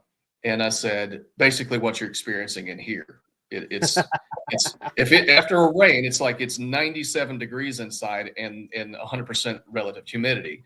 And you're walking around in that, you're basically walking around in your own soup, and it's just It you feels go home. good as it's raining. It Yeah, feels good but the moment it yeah. stops, and it's Oh, even it's worse awful. when you can look at the Yeah. ground and you can see the steam and you're like, this Oh, isn't that's good. the part I hate. Yeah, because I like to bike ride, and Oh, that's okay. what makes it hard. It makes it hard to bike ride in the summer because the pop-up storms are so unpredictable down here, and I had literally walked, ridden my bike through puddles in pillars of steam and stuff like that, and it just sucks the energy right out of you. But I get what you're saying. I mean, my brother-in-law, he'll say no one retires and moves north. I would probably be the only person that did that. So It's it was pretty crappy today and yesterday. Really windy. Yesterday or today wasn't that bad. Yesterday it was super windy in the 20s. And on those days, I get in and out of my car all the time. And I'm just like, who is it when they moved over here and settled and they know of this place down south where it doesn't get cold was like, you know what? We should stay up here. They didn't have electricity. They didn't have heat. No, like what families were like, we need to yeah, stay up here.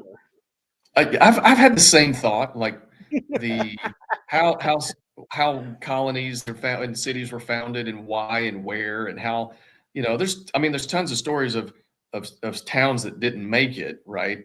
But yeah, I've had the same thought. Like, why did they why did they stay in New York City? Like, why did they stay in the north? Why did you like? Why didn't Like, why didn't you immediately come down to like you know where South Carolina, North Carolina are? yeah, Virginia. like for I mean, well, I things, guess they did, it's like, oh, the auto industry, a lot of Mhm, it's in Michigan. So this is why they stayed up. Okay. But mhm, that's because it took years. But why was it that mhm. Ford said, this is where we should put the plants? Yeah, You know, yeah, yeah. I mean, it could be. I mean, a number of reasons. The proximity to shipping. The yeah, I don't I know. know. But Forgive me for not knowing the history of Detroit, but I would well, assume. again, last time I checked, that whole eastern board has that whole eastern board has an ocean on it, Yeah, all the way down to the panhandle. exactly. Yeah, it's like this, or like Florida. It's like this is just too dang hot. Why are we here? Yeah, Oh, but like you said, it's like like, right in the Carolinas, like why wasn't mhm, everyone like, hey, this is a very happy medium? yeah.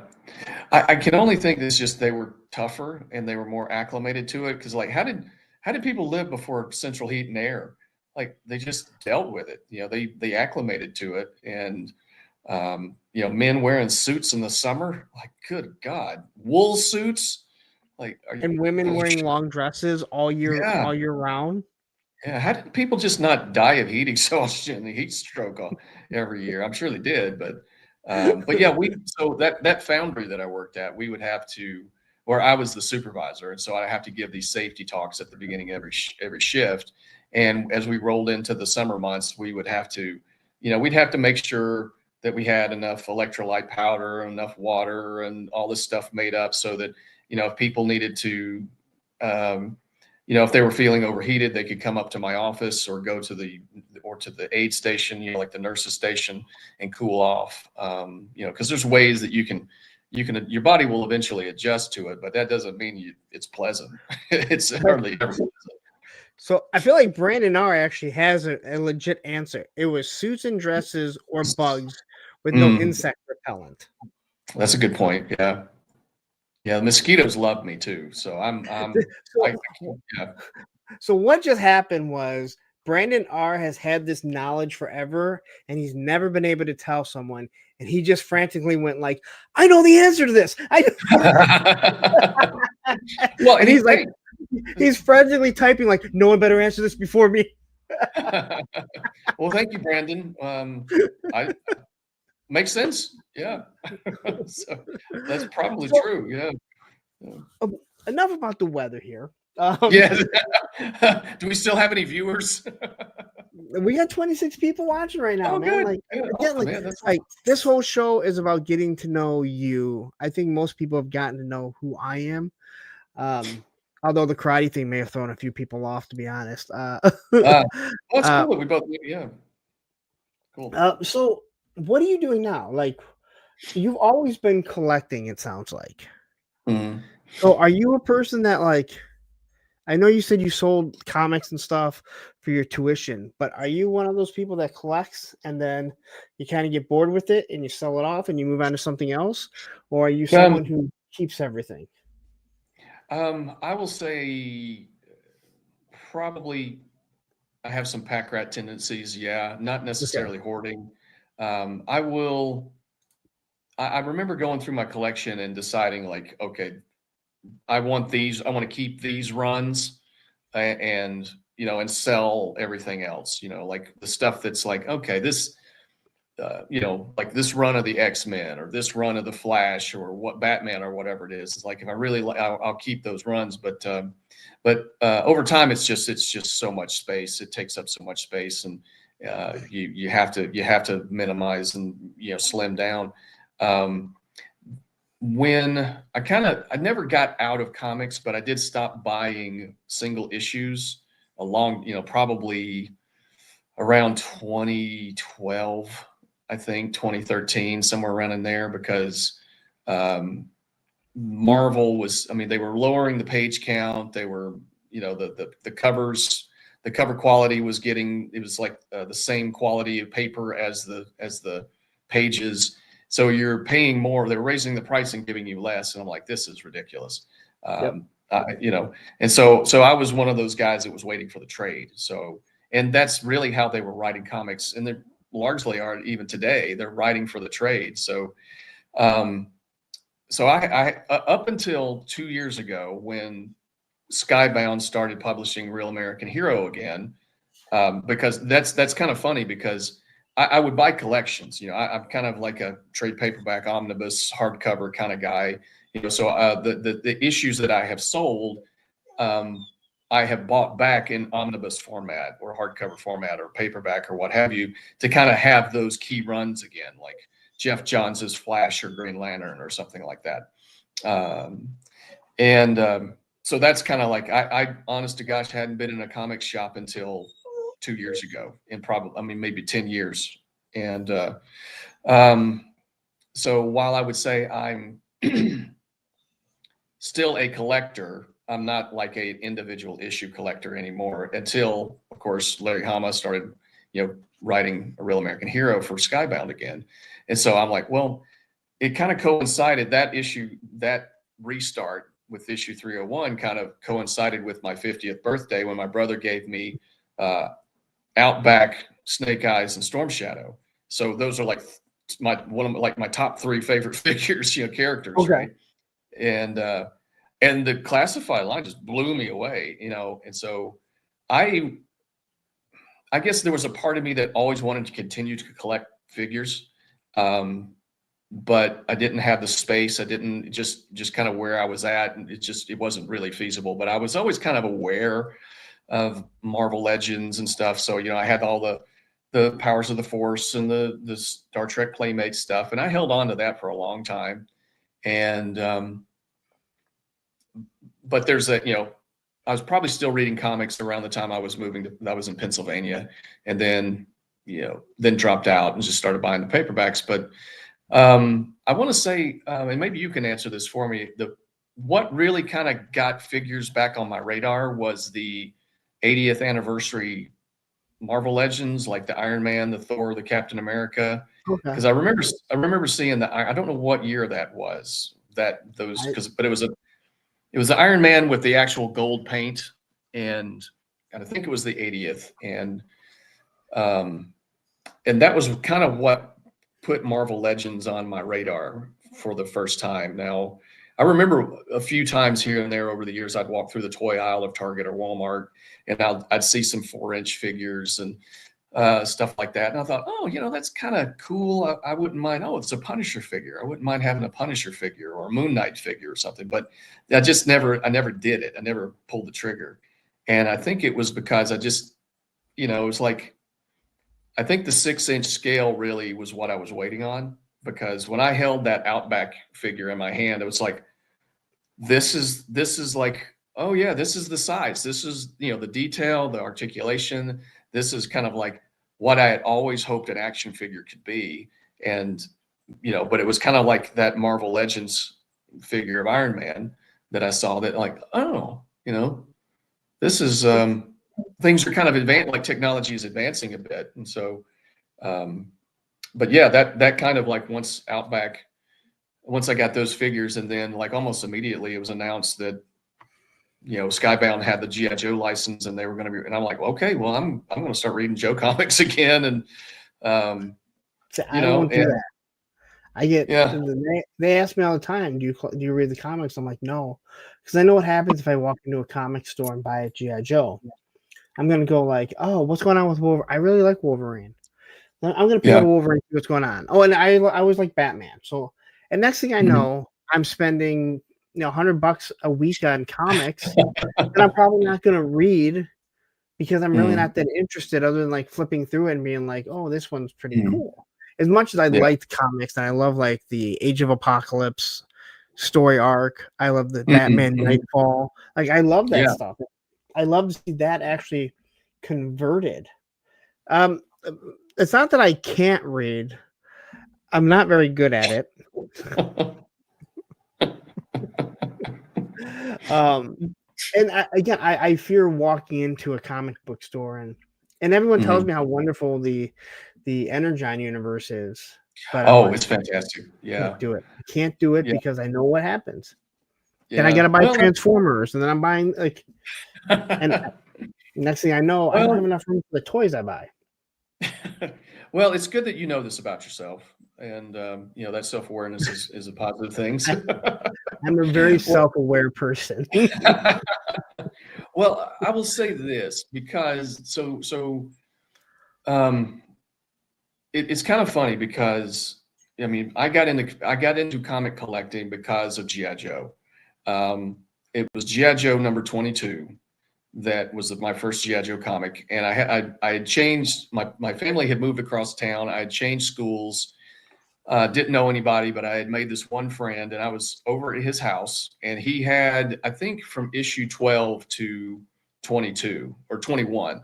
And I'm flipping through these comics, and I'm thinking, oh, this is amazing. I've got these figures. The cartoon hadn't started yet. And it was just like, it just brought this whole other, it's like, oh, it just made it more enjoyable, more real, right? It didn't just live in my imagination. There was a lore that was attributed to this. And so we went down to this corner store. It's like a gas station on the corner down the street from where he lived. G.I. Joe number 22, which is the oddest issue to start with, because it was like it was the follow-up issue. It was this big, this big story arc, and I'm thinking, I don't know half of what's going on here, but but it introduced Duke, it introduced Roadblock, and then with issue 23, it was a brand new storyline with the capture of Cobra Commander. Issue 24 was Russ Heath did the interior artwork. It was the Skyhawk introduction of the Skyhawk. Storm Shadow was in it, and then 25 was what was issue 25? I think that was the introduction of Zartan, and then 26, 27 was the origin of Snake Eyes. And so I was sold, and I went back. A comic shop opened in my hometown. Went back and bought as many of the back issues as I could. So for me, G.I. Joe and the comic book, it's like there's just this kind of symmetry and connection there. It's like the toys were awesome, but the comic made it much more fun and real. And I've always loved it. And way better than the cartoon. Oh, the cartoon was campy, and I still get aggravated when people get so mad and they're like, Classified needs to do the cartoon. That's that's the canon. And it's like, no, Larry Hama, as far as I'm concerned, he is the George Lucas of G.I. Joe. Mm-hmm. Oh, that's true. I agree with that.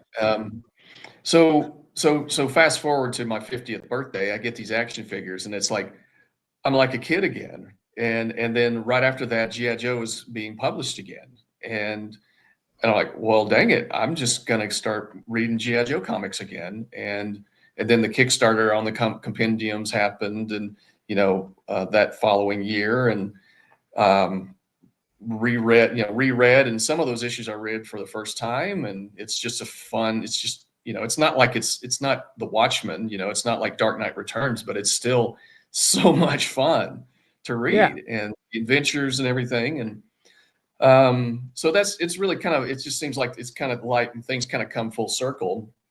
And then the Energon universe has been a lot of fun, and which I wasn't really expecting to enjoy that, but I did. It's a blast. And then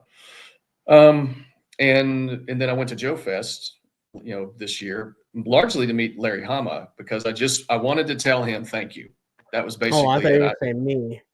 Yeah. You started with the right name, Larry, and I figured you were gonna. Well, I don't know if you were. Let me just say this: I was surprised to meet you. I was walking around the corner, and then there you were, and I was like, "Plug my toys." I thought, oh God, you really are that short. Damn it. Hey, I'll tell you what. It's like, you may be short, but I'm skinny. So it's kind of like, hey, we are who we are. Let's be healthy. It doesn't bother me, but I have a lot of people like, well, why they'll be like, why do you mention it? It's like, it's not something you can't notice. And it's not something where I can be like, you know what, I'm going to lose a few pounds before I get to this show, or I'm going to put on some muscle. I can do that. But like, when people see how short I am, and of course, like Tony and I, we took a bunch of pictures, and Spec, who I do Circle of Jerks with, he messages me, goes, I didn't realize he was that short. Like, did you not look at the other pictures? Like, well, everyone's a giant. Yeah. Well, and I know I said this to you, but because I've had several good friends that have been, shorter than me, they and I said, and I'm quoting an episode of the Thundercats, it's like Mum-Ra in disguise or something. And Lion-O is running this dude down for being short. He's like, well, I always thought that I was always tall enough as long as my feet touched the ground. And it's like, you're always tall enough as long as your feet touch the ground. I'm sorry, man. I know that it's like, I think there's something about everybody that we would like to change about ourselves. When I was a youth pastor, it was actually a Korean church, and we would have lunch after service every day, and the food was fantastic. And some of the ladies behind the counter would just heap piles of food on my plate. They give me twice as much as everybody else. They're like, "You're so skinny, you need to eat more." And I was like, I come by it naturally. Like, what can I say?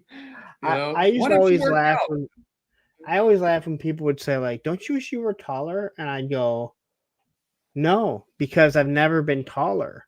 So I can't tell you what that would be like. But I can ask Mhm. you, don't you wish you were shorter because at one time you were?" Mhm. I just Yeah. listen, I just accepted that in all my cabinets that go all the way to the top of Mhm. go all the way to the ceiling, that I'm never putting anything up there. Yeah. And if it's something that goes up there, it's just for storage. It's something I'm never gonna look at again. Yeah. Well, and I hear what I've heard all my life is, why don't you work out? And the funny thing is that I exercise all the time, but my metabolism has been so dang high my whole life that it's hard for me to build. I would have to work. I have worked out literally like a madman, and and barely, it's like I'll get stronger, uh, you know, but people will say you look healthy or something like that, but no one ever says you look jacked, because I don't. It's just I'm an ectomorph. It's like I'm not gonna. So it's like, so people, I don't know. It's like, what? Sometimes in my more darker moments, it's like, why don't you work out? I'm like, why don't you mind your own business? Like, you know. Well, it's funny that you say that. So I've never been married, and I have 2 kids, right? And I also raised my ex's daughter, who I call my Mhm, stepdaughter. She's my daughter, right? I raised her her whole life. And mhm, I was just talking about this with somebody, and I go, when someone, a lot of these clients I've known for 20 plus years, and they knew mhm, me before I had kids. They knew me when I was in a relationship. They knew when we split up. But like people would ask the question, now, and there's ways to ask it, and they'd say, you know, why aren't you married? And then there's people that will say, why aren't you married? Well, if yeah, one is a question, one is a, hey, we've talked a long time. How come you never got married, right? I'll be more mhm, than happy to discuss this with you. But if you are questioning why I'm not married, like mhm, I can raise my kids perfectly fine not being, and again, we were mhm, together for 14 years, so it's not like it was some fly by night thing, but it's like if you want to have mhm, a discussion, we can. If you want to question me, well, you know what? Fuck mhm, off. mhm. I don't need No, that anymore. yeah, I totally get that. Yeah, it's So it's the same it's thing about like when people say like, "Why don't you work out?" And it's like, how do you know what I do? You have no yeah. clue, Mhm, mhm. you know? And it's an interesting phenomenon, because what gives you the right, like, why it's kind of framed in the sense of, why don't you adhere to my standards? You know, Yes. it's like, who says I have to live my life by your standards? Like, who are you to me? Thank And you. so, yeah, and so it's kind of like, if the way I describe it with like, say, young people who are being bullied is that, you know, you start caring, they start, well, around 11, 12, you start caring about what other people think of you. And it's like, I draw a circle and a star in the center, and it's a simple illustration of, all the people inside the circle are the people that you care about the most. The people, anybody outside the circle, why do you care what they think? I know that kids do, because I remember what it was like at that age. You just Yep. do.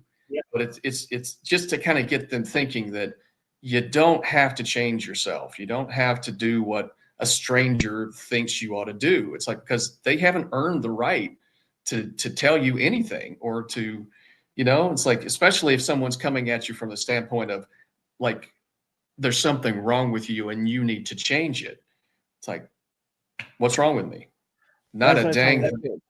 That's what I tell my kids, especially my daughter. Yeah. She was just asking me about something that she was wearing because someone had said something about it. I go, "Do you like it?" And she goes, "Yeah." I go, "And that's all that matters." I go, Mhm. and she's like, "But I'm just wondering what you think." And she was literally Mhm. just wondering because she liked it. I go, "But do you like it?" She's like, "I'm gonna wear it no matter what." I'm like, "That's the right answer." So I'll tell you Yeah. what I think, Mhm. and I don't know why anyone said anything about it because it was like it's a sweater. Like I don't know why Yeah. anyone said anything about it. But it's like I used to always say the same thing. I go, I probably didn't look the greatest as a wearing baggy clothes as a skateboarder, but I liked the way I looked and I was happy with it. Mhm. So if someone Yeah. else didn't like it, well, I don't understand why people are completely tatted up. But you know Mhm. what? I don't have to wear the tattoo, so Mhm. it doesn't matter to me, Yeah. right? Yeah. Like Yeah. I don't Yeah, doesn't matter there's to plenty me. of things that kind of scratch my head over, like people with septum rings. That's just something that it's kind of like that line in I think it was what Captain America Winter Soldier, when Black Widow's trying to get him hooked up. It's like, what about so and so from accounting? He's like, nasal ring. She's like, yeah, I'm not ready for that. Yeah, it's like, yeah, it's like, I don't know about that. So piercings, that's something that I just tats are cool. I mean, I've got one, so I wouldn't do the whole sleeve kind of thing. That's not for me, but I know people that have, and Yeah.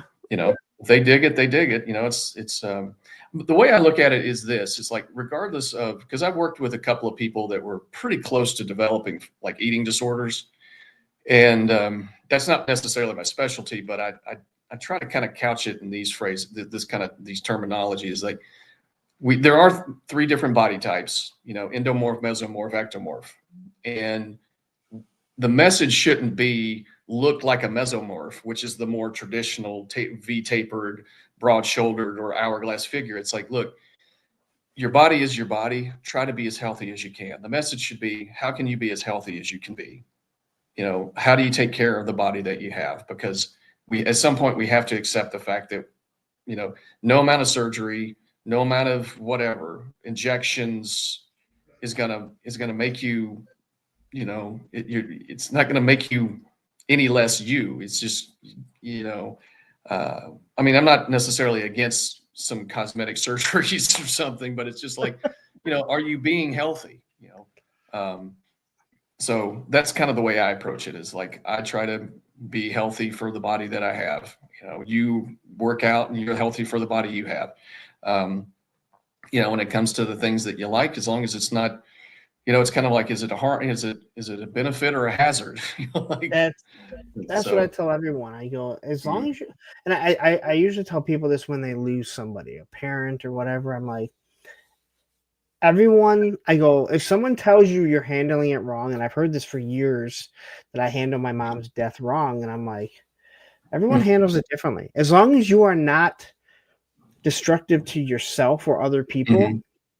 then everyone handles it differently. Some people never cry. Mhm. It doesn't mean they don't care.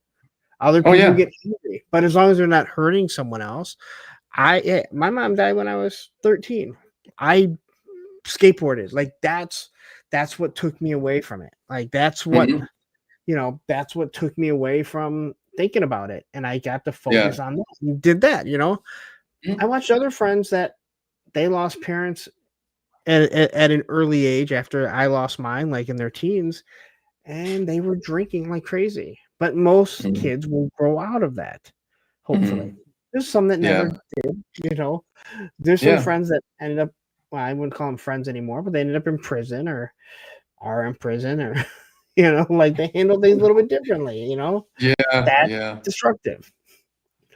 Yeah. It's interesting that you say that, because I say, I'll kind of say the same thing with some people. Like when I work with people who have lost a loved one, there's really no right or wrong way to grieve. I don't. It's effective versus ineffective. So like effective grieving would be like throwing yourself into like, okay, I'm going to skate, and that's the way you work out your grief, right? You have to do the work of the grief. You have to work through the grief, and I that was like the your way you way of said doing that. it. I like the way Yeah, you said that. Ineffective and yeah. And effective is ineffective would be throwing yourself into drugs, alcohol, unprotected random sex with strangers or something, something truly, truly destructive, crime.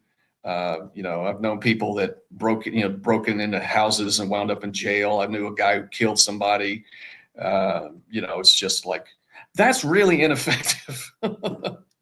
So like, you think? don't destroy your life because you're grieving over the loss of somebody else's life. Yeah. Yeah. No, So yeah. I like, yeah, I could talk to you about that for hours, but I do want Oh, to talk about sure. the toys. I do want to talk about the toys. Yeah. Well, Um, you get so, free counseling, so that's, hey, happy to help. Happy to help. That's why I do so it. let's talk on your YouTube channel and your Instagram and Sure. what you're doing, Mhm. and what you have going on.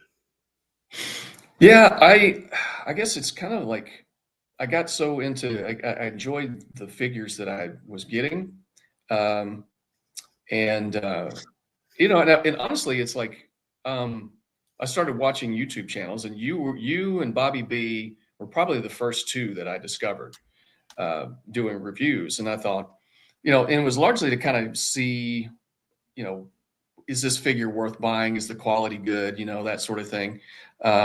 I have you to thank for introducing me to the word durometer. I never heard that term before, so thank you for that. Um, and I don't know. I wanted to talk about the figures. I wanted to talk about my love of collecting, what the figures might mean to me, what I was seeing, sharing information.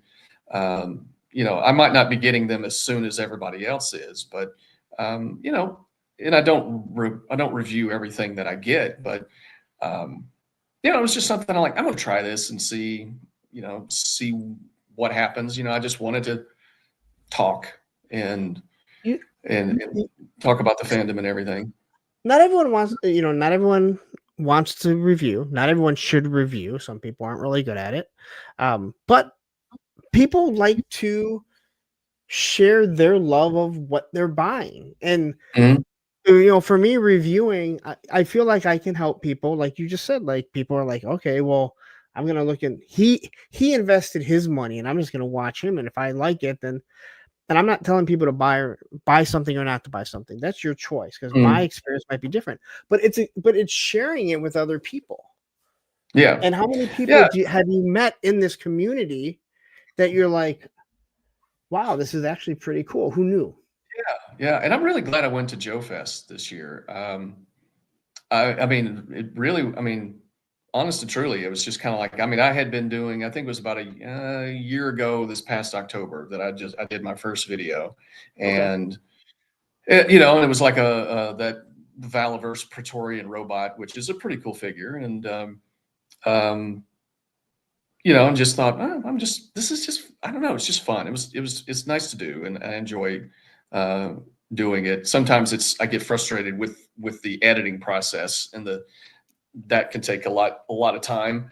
But the actual purchasing of the figures and the looking at the figure and a lot, and it just, it kind of gives me a good outlet, and to talk about things that I've always really loved, you know, And you learn a and lot by doing it. You learn a lot oh about yeah. not only the figure, but then you start learning about other figures, and it does Mhm. translate to other things in real life, Yeah. like how things Um, move. And like I said, durometer. Listen, I yeah. heard durometer from different toy makers.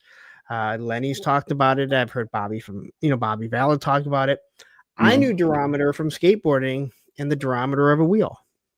Oh, get out. Okay.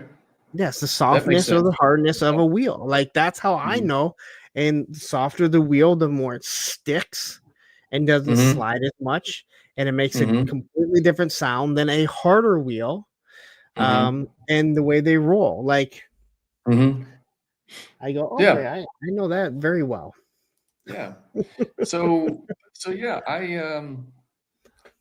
and then I went to Joe Fest, ran into I might have run into you first and then Ronnie and Adam.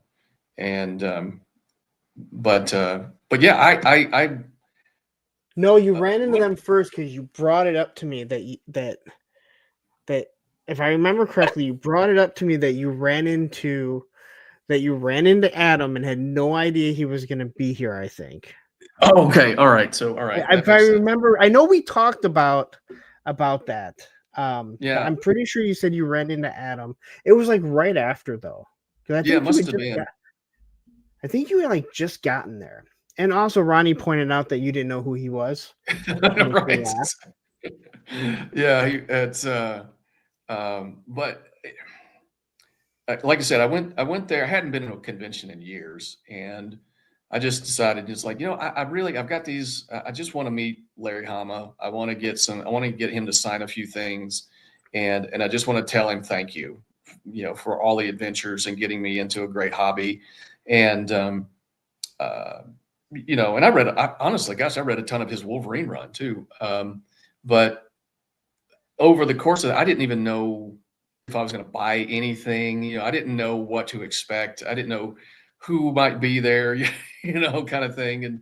But honestly, running into all of you guys was just like, holy crap, and I was just kind of like, hey, I do this too, a little bit, and not trying to brag or anything. But it's like, hey, I'm, just trying like kind of dipping my toes in the water and everything. And so meeting you guys and then kind of getting brought into the fold, so to speak, with the podcast from the Pit guys and getting to know them and really kind of that really helps in kind of boost my enthusiasm. Like, Yeah. oh, okay, there's a whole community. Yeah, everybody's super cool. Because- I guess yeah. Well, I think at that point, you're not just doing a video and a few people commenting. Now you're actually having interactions and Mhm. conversations with people that's like, oh, Yeah. wow, like we have something in common. And then you find out you have stuff in common other than just toys and stuff. But getting to know the people, for Yeah. me, that's the whole point of a show. Like going to these conventions. It's like, especially now, I've met so many people through this device that I told my kids those aren't your real friends, and then I'm like, all right, so maybe they are your real friends, all right? Yeah, they are. Yeah, they can be. Yeah, sure. Well, and I remember because something that so I told you about my younger brother. He's about 2 years younger than me. Yeah. And so I had hoped that he would have been able to come with me, but I definitely, when I met Larry Hama that first day, I got somebody took a photo with me. So I texted it to my brother and said, hey, I wish you were here. And, kind of giving a little overview of, I talked to some of these YouTube guys that I watch and ran into them, had no idea they'd be here. Those are super cool. And he's telling his wife about this, and she chimes back in. He's like, she's like, Max is with his people. and I said, and I'm like, she's exactly right. It's like, oh, okay. It's like, I really am with my people. I'm with people that like we speak the same language. We like a lot of the same stuff. We into the same pop culture references. We get the same stuff. Like, you bring up Army of Darkness and I can quote the whole dang movie to you. So it's like, okay, there's a lot of things that, kind of bring us together. And, but over the course of getting to know each other, it's like we get to know other things. Right. So so it's really been a lot of fun. And Joe Lanta was pretty cool. I actually got to have a conversation with Larry Hama this time, because it's a smaller convention and it was a bit quieter. So Larry Hama was telling me, you got to speak up. It's too noisy in here. And he's a little hard of hearing, and he's about the same age as my dad. And, both Vietnam vets, and, saw some stuff. And so I got to ask him a couple of questions that I was really interested. I asked him if Skybound was going to restart special missions. Sadly, he said no. So I was really hoping that they would restart G.I. Joe Special Missions. And I did ask him if he ever had any pressure to retcon out the Vietnam War out of the G.I. Joe lore. And he said, no one's ever, he's like, it's just time doesn't really pass in the comic book, so it doesn't really matter.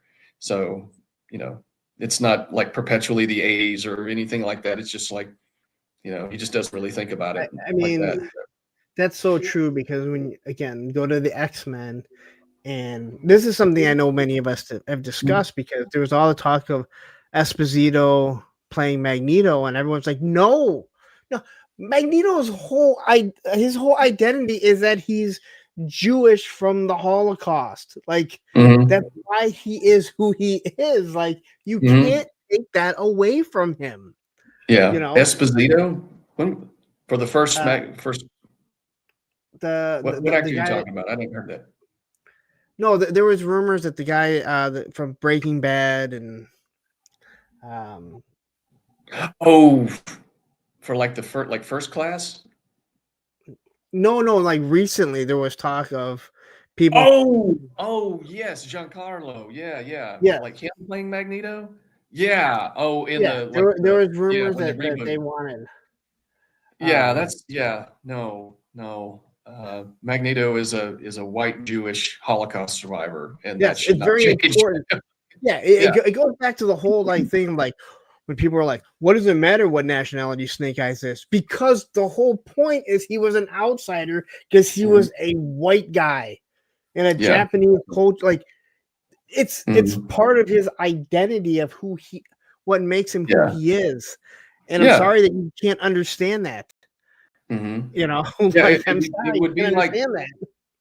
yeah, it'd be like having a white actor play Othello, in Shakespeare's Othello. It's like, Othello is black. So It's it yeah, like you that. Like, it's okay. Yeah. but I think So again, I like that's an interesting way for Larry Hama to mention it. And again, mm, if you do a movie and that's something, if you did a movie, I've always said like why they can't get a G.I. Joe movie right, I don't know. I mean, they literally have the outline in all those comics. All you have to yeah. do is update it. There are still Mhm. conflicts going on in this world, and you just move it up to the Yeah. different conflicts of how Snake Eye, Storm Shadow, and Stalker all met, right? Mhm. There's other Yeah. conflicts. It doesn't have to be the Vietnam era. Yeah. And I asked him, that like in other like DC or maybe Marvel, I think they might have moved Punisher. He was a Vietnam vet. And I think they might have moved him up, retconned that into being Yeah. a Gulf War vet, something like that. Um, you know, he's like, he doesn't even think about it. He just, he See, kind of, and that's he just something like, yeah. I mean, that's something you can do because it's just, again, that's another conflict or war. But Mhm. the whole Magneto thing, it's like, I'm glad there's never been another Jewish Holocaust, right? Like, thank Oh God there yeah, has. yeah, But it does make Magneto extremely old. right. It does make him extremely Yeah. old, but I'm sorry. Like you said, there's really no time per se in Mhm. comics. But it's like, I'm sorry, that's something that has for his character of who he is, what makes him why he Yeah. thinks he's a homo superior, Yep. like there's so And it's much to it. yeah, and it's funny you mentioned Magneto because he is my absolute favorite villain because I think the best villains are the ones that have a reason to be mad and to see Yeah. themselves as the hero in what they're doing. The interesting thing about Magneto is that he's actually acting like a Nazi in his efforts.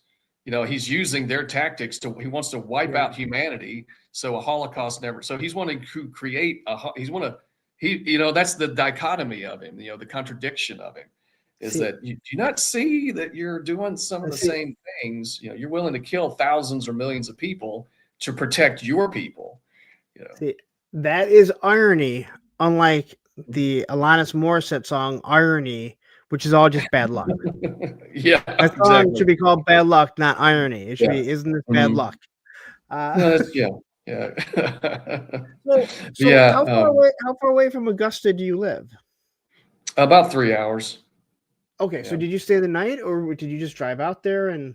Oh, yeah, I stayed the Yeah. weekend. Yeah, I Okay. wasn't at the hotel, the main where I was at. I stayed at a hotel down the street, and incidentally, that was where I met Rexship. I didn't know who he was at the time. It was like the Sunday morning, we were eating breakfast, and I'm just kind of sitting next to, like 2 tables away, and I turned and it's like, "Hey, you guys enjoying the time," and they're like, "Yeah, he was with his dad and everything." And so, um, you know, and it turns out that he knows all the people that I have met. So, um, it was kind of interesting, so, yeah, and I thought his dad was like one of their crew, like one of the guys. And that morning on Sunday morning, I was sitting at that big table downstairs, uh, going off. Ronnie and I were going off, and I thought he mm, was one of those. And I'm like, and I asked what his name was, and that's when Rex was like, "Oh, that's my dad." I'm like, "Man, your poor dad's sitting here like, dude, who the hell is this asshole?" And he goes, and his dad kind of looked at me and was like, yeah, and he's like, My dad, he kind of agrees. But yeah, it was a great time. I mean, I went by myself and didn't know anybody, but now I know a ton of people, and so that's been really cool. And then met Mega J Retro as well at Joe Fest, and Toy Ken Po Ken, is that right? Toy Connections. Hi Ken. Hi Ken. Everyone say hi to Yeah, Ken. if you're in the chat. Yeah, I bought Hi to one of Ken. the Delta 17 figures, from him, and then saw Mega J again at Joe Lanta, and I was surprised he remembered me, and we chatted for a bit, and He remembers a lot. He remembers like, okay, the 3-star is. Hi Ken, thank you guys. Matthew, thank you. Viper Yeah. Scout here, and look, Tony Face jumps in. Yeah. Yeah. I don't know when that's gonna get old, but I'll be saying hi to Ken for quite some time on on all my shows. Yeah. That'll become a running joke. I can go on all the shows and be like, "Hey, everyone's ahead of Ken. Ken's not here. It doesn't matter." He'll watch the replay. Yes, he will. And he'll message me. Actually, he'll be like, "I heard that was hilarious." Yeah. No, so yeah, so this is what like what you said is what I told everyone. Now, I can't speak on other shows. I don't want to speak on other conventions. I don't really want to compare them. But I go, if you went down to Joe Fest all by yourself, you didn't know anyone, you're going to end up talking to people and making friends, especially because of how YouTube is now, that you didn't realize. You're going to have things in common. As long as you talk. I mean, if you just sit there and don't say anything to anyone, then, all hats are off. I'm not a person that goes up to, I don't see someone and be like, hey, that person is like, they're not really talking to anyone. Let's go over there and make them feel, included. I'm just not that person, but just don't just walk up and interrupt people though.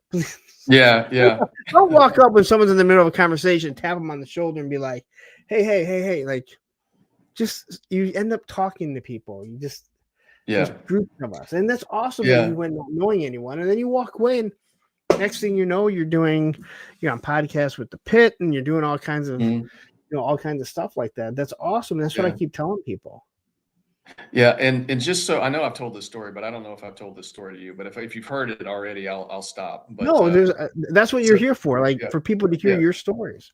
So because, Ronnie brings this up and, so Friday, I really didn't know what to expect. I didn't know if Larry Hama was going to be there on Friday or not. So I checked into my hotel, ate a little something, went to the convention, and there he was. And I was like, oh crap, I don't have anything for him to sign. And I'm standing there and I'm tired and I'm sweaty and I'm thinking, do I really want to go back to my hotel and get something to bring back? But I'm like, well, I don't know if he'll be here tomorrow, so I better go back. So I went back to my hotel. 30 minutes later, I come back and I'm standing in line. And now there's actually a line. There wasn't, they roped off this. They actually made a section like, okay, they had a little rope there. And I get behind this guy, this tall guy with tattoos, and I tap him on the shoulder. I'm like, hey, is this the line for Mr. Hama? And he, and this, it's Adam in his Australian accent. And he said something about me calling him Mr. Hama, right? And I said, well, I'm just trying to show respect, right?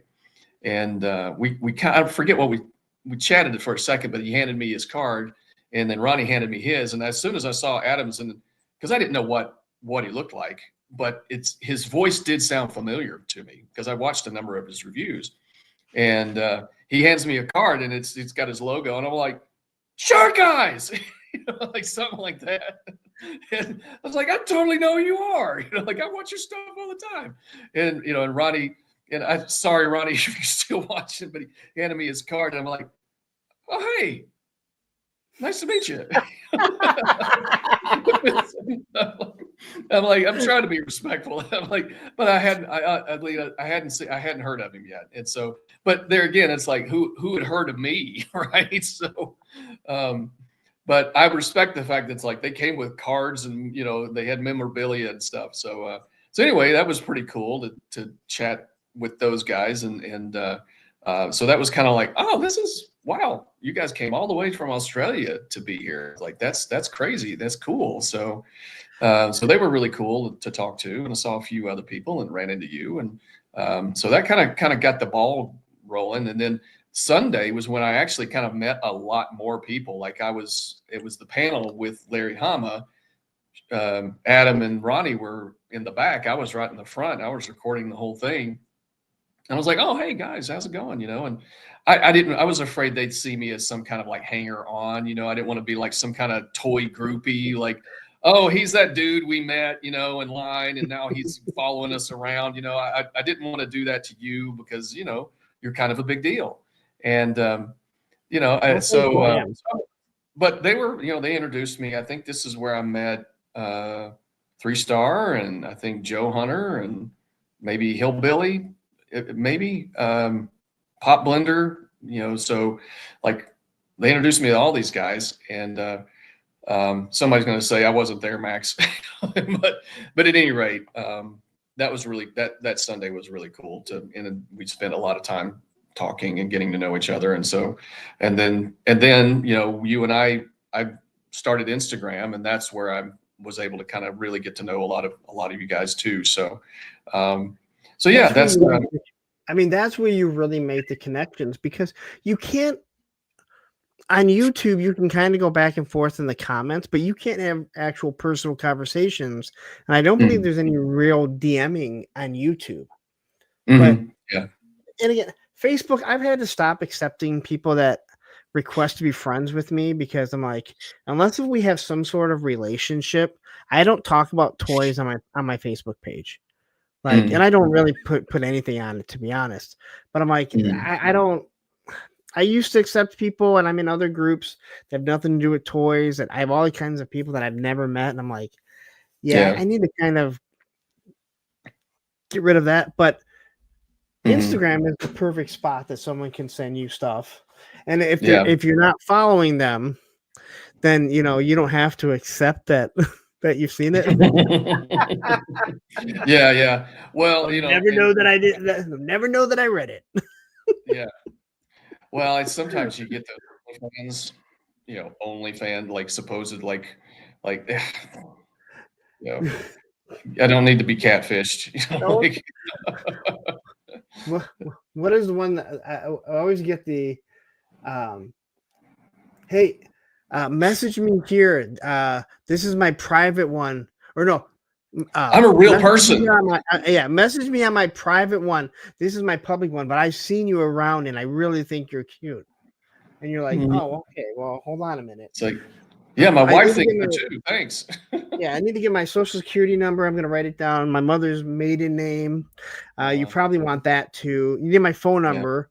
The name of your pet, your childhood pet. Where'd you go to high school? What city were you born in? I just want to get all written down. All right. I'm going to send it over to you right away. But Instagram's been definitely been, and honestly, I really do have to give you the credit, because you mentioned that. And so I started my Maximum Warp Instagram. And, I've kind of followed your example of how you use it, because I really, up until that point, I wasn't doing anything for social media and just in general. But it's been really cool, because the people that I follow and who have followed me, we're all in the same community, right? So we're all, so many amazing artists and photographers. It's just really cool to see, those, the pictures that people make and take and everything. And I'm nowhere near the level of some of these folks. I just try to do, I'm just kind of doing my general snap for my thumbnail for my video. And sometimes I do something funny, or I try to do a funny intro or something to one of my videos. So it's just really cool. I draw inspiration from a lot of the folks that do that post Yeah, and it's just about having fun. And Mhm. again, the Instagram thing, I remember I was at the gym with a buddy way before I got into the whole toy thing again. And he was telling me about Instagram. And he's like, "Are you on Instagram?" I'm like, "I've never heard of it." And I'm like, "What is it?" He's like, "It's just people post pictures. So all these hot girls will post pictures and the picture." And I'm like, "I don't need that. That seems stupid. Like, there's just pictures." And then here I am 15 years later, and it's by far my biggest. I don't really consider YouTube social media because I don't consider it social media per se. Yeah, I'm creating something that isn't. Mhm. I wouldn't consider that social media. So Instagram is my biggest social media, more than Facebook or anything like that. Mhm. Way more than Yeah, I can't figure out. I mean, even in my like normal life, I don't really do much with Facebook anymore, or even like another like my first Instagram page. This is the one that I really kind of it's like my outlet for for my interests, like for the things that I you know um, the I've always been that kind of pop culture nerd. So so it's really cool to kind of like, oh, and I've always kind of had my fingers in a little bit of everything. It's like Star Trek, Star Wars, G.I. Joe, Yeah. that sort of thing. And so it's really cool to be able to talk to talk with people, because up until like I said, it's basically been me and my brother, and or for the longest time. I mean, gosh, this is golly, just kind of kills me how old I've gotten. It's like, but 30 years ago, I had a really good group of guys that we all worked at the same place. We were all into the same thing. We all went to like the Star Wars Special Edition premieres together. We played role playing games. We played Axis and Allies. We watched the same movies. It was that was a really good time. We to kind of um, in a world where it seems like everybody knows every stat of every sports team there is. It's like Yeah. I've never cared about any of that. So it's like, I mean, I watch sports, but I don't care about the stats, but I can tell you who wrote the score to Star Trek, and and I listen to the soundtracks and stuff. So the music and stuff. But I think everything that you said, like again, when you look at what we do in this toy collecting community, there's not a lot of people that you're gonna find. If you go to a shop, you're probably gonna talk to the owner, maybe a few people come in. But Mm. we meet on YouTube. If I'm on a skateboard, I go to a skate park and I'm probably going to start talking to people. And believe me, when I started skating again 10 years ago, I was shocked at how many 40-year-olds there are. And now there's even more 40-year-olds, and how I'm about to be a 50-year-old that still does it. Yeah. If you're into sports, you go to a sports bar and you watch it with people, and you're going to have that, that camaraderie. Mm. Punk shows, like you go to punk shows, you're going to, like, these Mm. are groups that are like they're in your area, but I don't know of too many other collectors that are doing what we're doing. And Mm. you go to a punk show, you're there to watch the music and you're hanging out, right? If you go Mm. skateboarding, you're gonna skateboard. A toy collector is gonna get together and play toys together. No. Exactly. Yeah, We're not it's playing kind with of like, toys when we go to a show. We're hanging out with people and meeting people, but like it's kind of weird. It's like, oh my God, you're my buddy. He's coming over with these yeah. G.I. Joe figures. And we're gonna no, Mhm. no, I can't do that these days. I'm sorry. Well, it's like we share about like what's in our collection, Yeah. what do we collect? Like Casey, he's a big Motu collector. Most everybody else is a Joe collector. I mean, and but that's kind of, we can be in multiple lines, but that seems to be his specialty, right? Is Masters of the Universe. And so which again, for me, it's the story. I guess that's if I had to boil down everything that we're talking about for You know, me, It's You the know, story that really grabs me. That's why so that's why. you know Casey's in the Motu because of me, right? Oh, you really? Okay. How Yeah, is so that? I was doing all the origin stuff, and then I think he was doing mostly GI Joe, and then he started picking up Mhm. watching the reviews. I Mhm. probably have a bunch of I probably have a bunch of messages from him going, "You're the damn reason why I'm doing this." Like he got really into it, and then I stopped doing, and then I stopped completely collecting Yeah. them all together. It's like, you traitor! That's exactly it. Oh, that's funny. Well, it's funny. It's like I mention my brother a lot because he's he got me started collecting. It's almost like there was that desire in my heart I wanted to collect something. I needed, sorry, I'm trying to get situated here. But he started he gave me those figures, and I remember him like a month or two before my birthday. He asked me if I was aware of the GI Joe classified line. I said vaguely, and he's like, "Oh, okay." And that's when he bought the 3 figures that he got for my birthday. And in the next weekend, I went out I hit every Walmart and Target in my area, and probably drove like in a 30-40 mile radius and just to see what I could find. And I picked up, well, practically everything I could find, which was like scrap iron, Snake Eyes with Timber, Torpedo, Rock and Roll, Spirit. I think that was what I got in all of that in one day. And I put it out on a table, took a picture of it, texted it to him. I said, "You've created a monster." and and I just kind of haven't stopped since, because it's just like, oh, there's just something that kind of connects you to your childhood. And again, for me, it's the story, There's and something I more gratifying about it. yeah, yeah. It makes the story more real, I guess. It's like, why did we have Star Wars toys? It connects us to the films. It helps us Yep. create our own adventures in our own heads. It's like it doesn't have to it doesn't just exist in those 3 films. It doesn't just exist in. Now I'm not picking up the latest issue of G.I. Joe, A Real American Hero, and reenacting it, on my coffee table, but it's one of those things. It's like But it makes the characters real. do you have? I bet there's comic covers from the 80s that you see 2 figures or 3 figures you have, and you're like, I wonder if I can make those work and make that comic cover. Yes, I plan on taking, again, it's going to be, not nearly as professional as some people, but now that we have Wetsuit, um, I did pick up that Fortnite boat for like $15 at Ollie's 2 years ago. Well worth it. Yeah, yeah. I Small wish I price, had bought well worth it.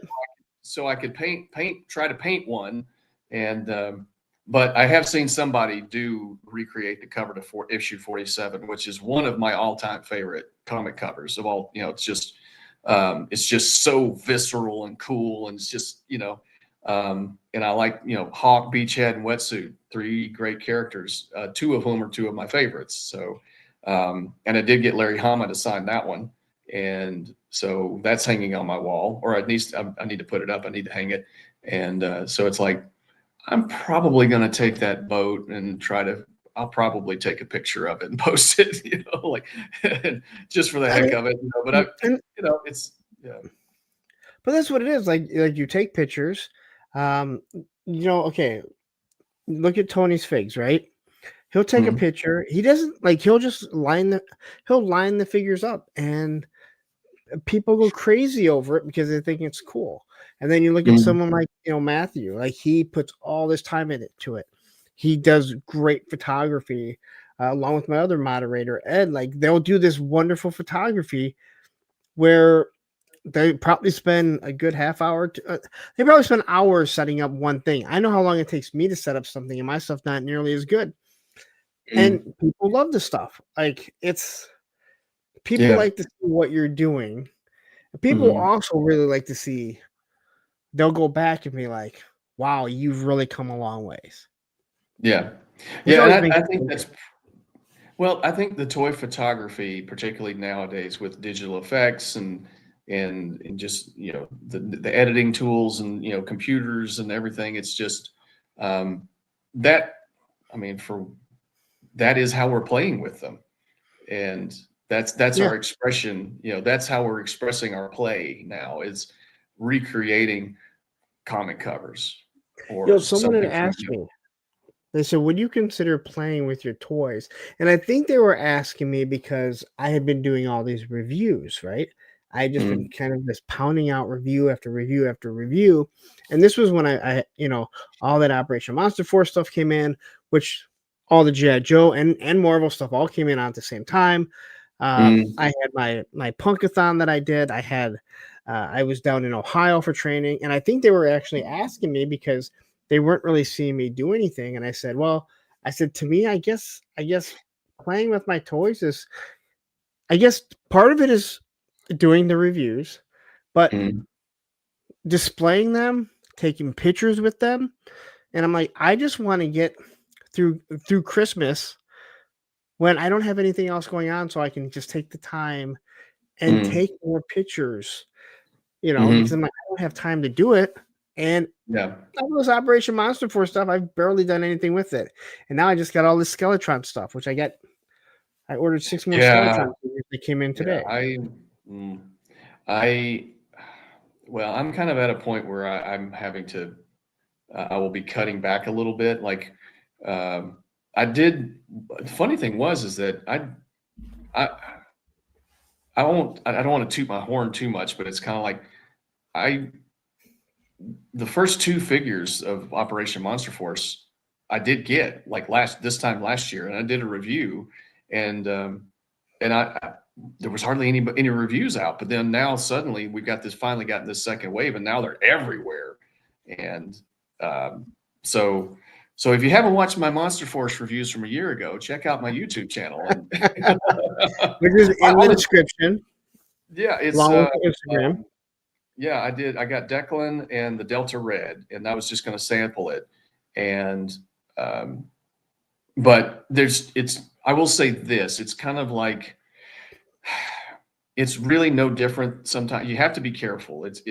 That with collecting anything, you have to be careful of how much you're spending. You have to, it's like you're getting that dopamine hit every time you get a new figure, right? That new Yep. thing, whatever it is.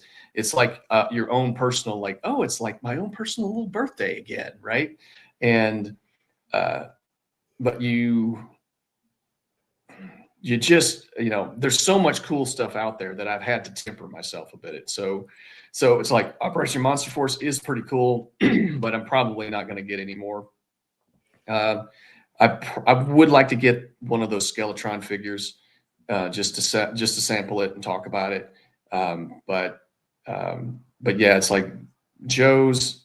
I'm fingers crossed. I'm pretty sure the new sale Star Trek figures are going to be good. So that's probably where I'm going to be shifting gears. I have pretty much all the Joes that I want. There's like a few more that I want to see that I just kind of have to have. And but it's like if I was made of money, like I would have all the Monster Force. I would have. I think I told this to Casey too the first time I was on the pit, and uh, because I do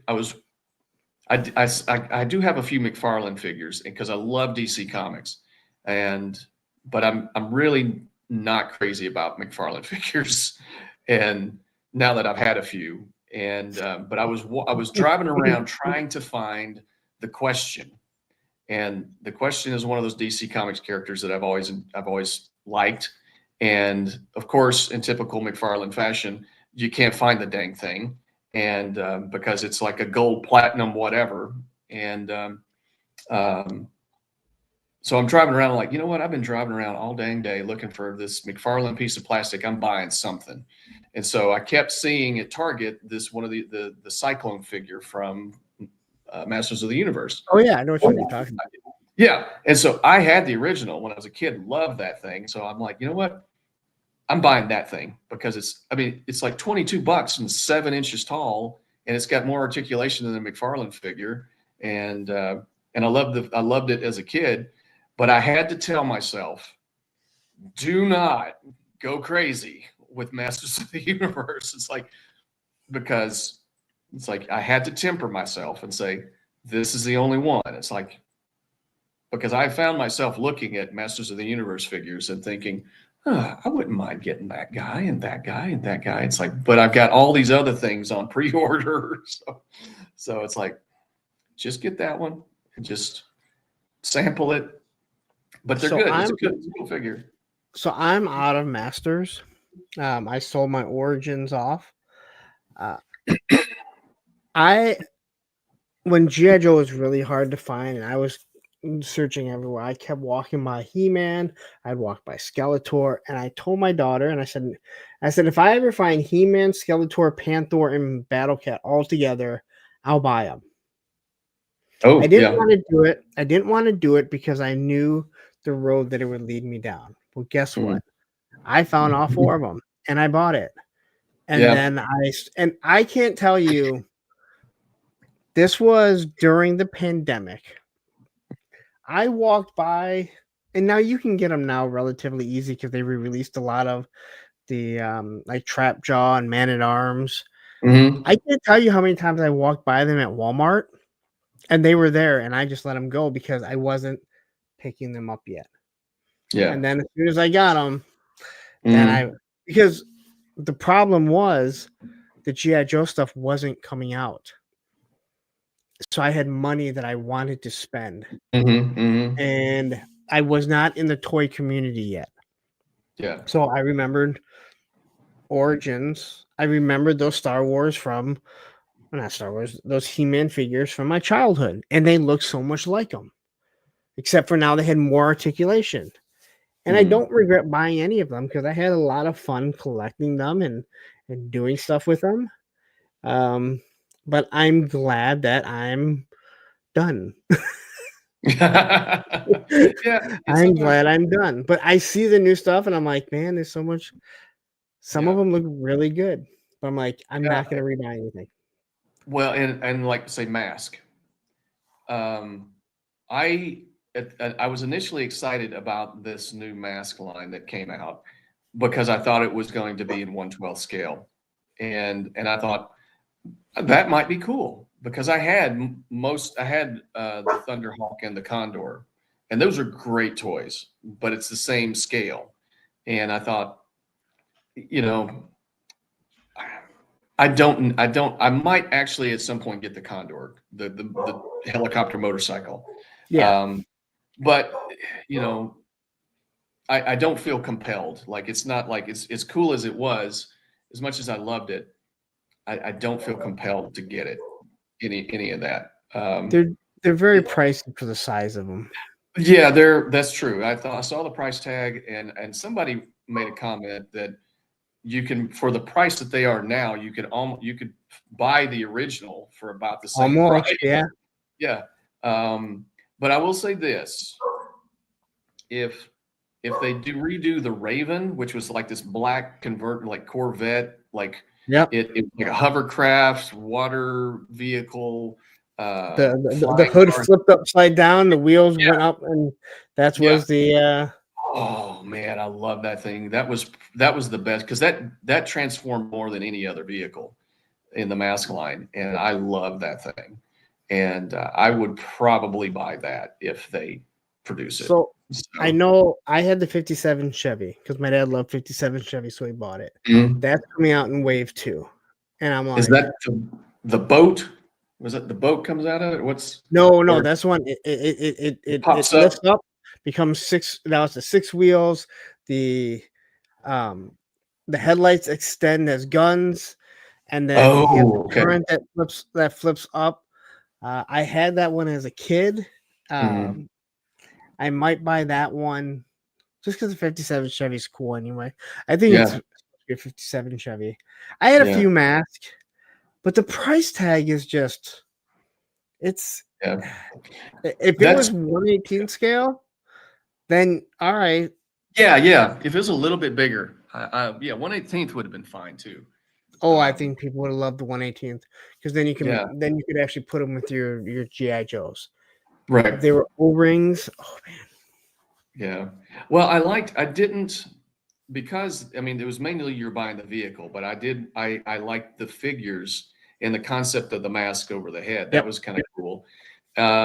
So I wanted it to be bigger so there would be more articulation, because I didn't want it to be, because that's part of the thing, like why I'm collecting now is because it seems like I've always loved the idea of action figures, but now technology advanced that they can give you the more human looking detail and articulation. It's like I wanted that in these mask figures too, because I wanted the figures just as much as the vehicles, but I wanted to actually be able to pose them a little more. So yeah, but yeah, it's that's just kind of an example of, there's a lot of stuff to like, but you have to, at some point you just have to say you got to pump the brake, because I honestly I I got into doing the reviews because of like the action, like because of the military stuff. Now, interestingly enough, I started out with Valaverse when GI Joe is what started me off as a collector, but it just so happened that when I got the bug and the idea to do a video, I had just bought that Praetorian figure. I'm like, might as well do this figure and go from yeah. there. But I've done more videos of Marvel Legends than I've done of GI Joe and Valaverse. So it's like, I don't really consider myself a Marvel Legends collector. I have more Joes and Valaverse than anything, but it seems like I think I had, before I got into reviewing, I amassed more Joes, I guess. And then Yeah. reviewing, I started picking up more because I discovered Ollies. Somebody mentioned Ollies in a video, and I'd never heard of Ollies before. And there's like 4 of them within, 30 minutes. So, it's kind of funny, some of the stuff I found there. So, You know what? I picked up stuff from Ollie's, but before I ever got into any of this, there was there was 2 different SDCC GI Joe exclusives. It wasn't called the Sky Striker, but it was the Sky Striker with the hiss. But the Sky Striker was a Cobra, and the hiss was GI Joe. And I don't know where I saw it, but someone said like, oh yeah, they got them for like, they were like $25 or $30, I think. And they also had another 2-pack. I forget what the other one was. And I bought them. And I wish I would have bought every single one of them, because you look at the price that they sell for online, and it is outrageous. If I would have had well, yeah. half a clue of what like everything was in the community, I would have bought more, because they were so inexpensive. And just, I'm like, hey, another Sky Striker for my aircraft carrier when I eventually show it off, which I eventually did. Yeah. But I'm sorry, the F-14 Tomcat is a GI Joe. It does not go to Cobra. Exactly. It's And like the that. I hiss does almost not go to GI Joe. blasphemy when you told me that. I'm like, blasphemy. Yeah, I mean, it's a red one. It has like a snake on it, but unless you're looking at the snake, you don't really notice it. And the Yeah. hiss is green, and it came with a Steeler, and I forget who else it came with. It came with 2, like they both came with 2 each. But I'm like, no, this green hiss goes to Cobra. I don't care. Only Cobra gets the hiss. Yeah, exactly. That's a uniquely, Cobra. That is not a U.S. military. Yeah, I can deal with the Vamp and the Stinger, right? It's a Jeep body. I can deal with that. Yeah. Yeah, it's funny. The first time I went to an Ollie's to actually do a toy hunt, and I ended up picking up quite a few things that they're largely Marvel Legends, and there was another guy walking around too, and he saw me looking, and he must have been a toy. He was on a toy hunt. He said, "This is like a customizer's dream," because I mean they had. Where they had. do you live in Georgia? So I live about an hour north of Atlanta, and somewhere around in there. And so there's Ollie's like in Marietta and Buford, Canton. A new one opened up in Sewanee, I think. Okay. Yeah, so there have been weekends where I just get up on a Saturday, or I haven't done it in a while, but I would just head to Canton, go to Marietta, swing around the perimeter, go to, and then swing back up north. And, it takes the whole day. And I might, um, I might have a pretty good haul, and I might not. But I will be honest with you that early on, I was just buying stuff to just experiment, to kind of like, oh, Marvel Legends, let's try a few of these. I bought a Speedball and what's his name, the U.S. Agent, and what else did I like? Yeah, I can't remember. Like, those. I did find a Black Panther that was actually a pretty good figure, and not the movie Black Panther, the comic version of Black Panther. That's a pretty good figure. But the Hatut Zerazi are trash. The gummy, the gummy joints and everything, the warped legs, and oh god. I saw the Ollie's, I think, this weekend, because I was right by there. I'm not only surprised that there are still Eternals figures. I am blown away at how many Eternal figures are still, like, why have you not marked these down to like $2? Yeah. Like, if they would have started blowing out those G.I. Joe the movie figures, they'd still be sitting there from other people. Like, those ones would never go on sale. And I was like, these things have been sitting here forever. I'm watching figures that people want go on clearance, but not the movie figures. Yeah. And finally, it was like, what's funny is that those Eternals figures don't look half bad. I mean, the paint looks pretty good. The design looks pretty good. Look bad. They don't look terrible. But because it was not a popular film, no one's buying them. But yeah, the Black Panther, like Wakanda Forever figures, they're always there. The Shang-Chi stuff is still there. They occasionally picked up. Do what? I don't think there's any Shang-Chi stuff when I was there, but there was still Black Panther stuff for sure. Yeah. Oh God, the Shuri copter. You just can't. They can't give that thing away. And some Star Wars Black Series, Moff Gideon. Moff Gideon is still there. And Motu Mossman. Mossman is the only Motu figure that is ever. It's in every Ollie's around me.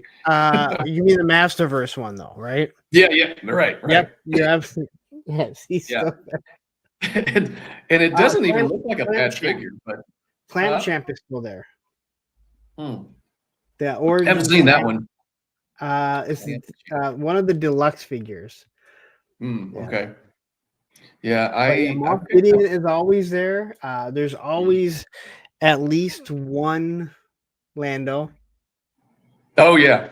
You know what's funny is that I actually love the Skiff Guard Lando figure. I do not know why I have not picked that up.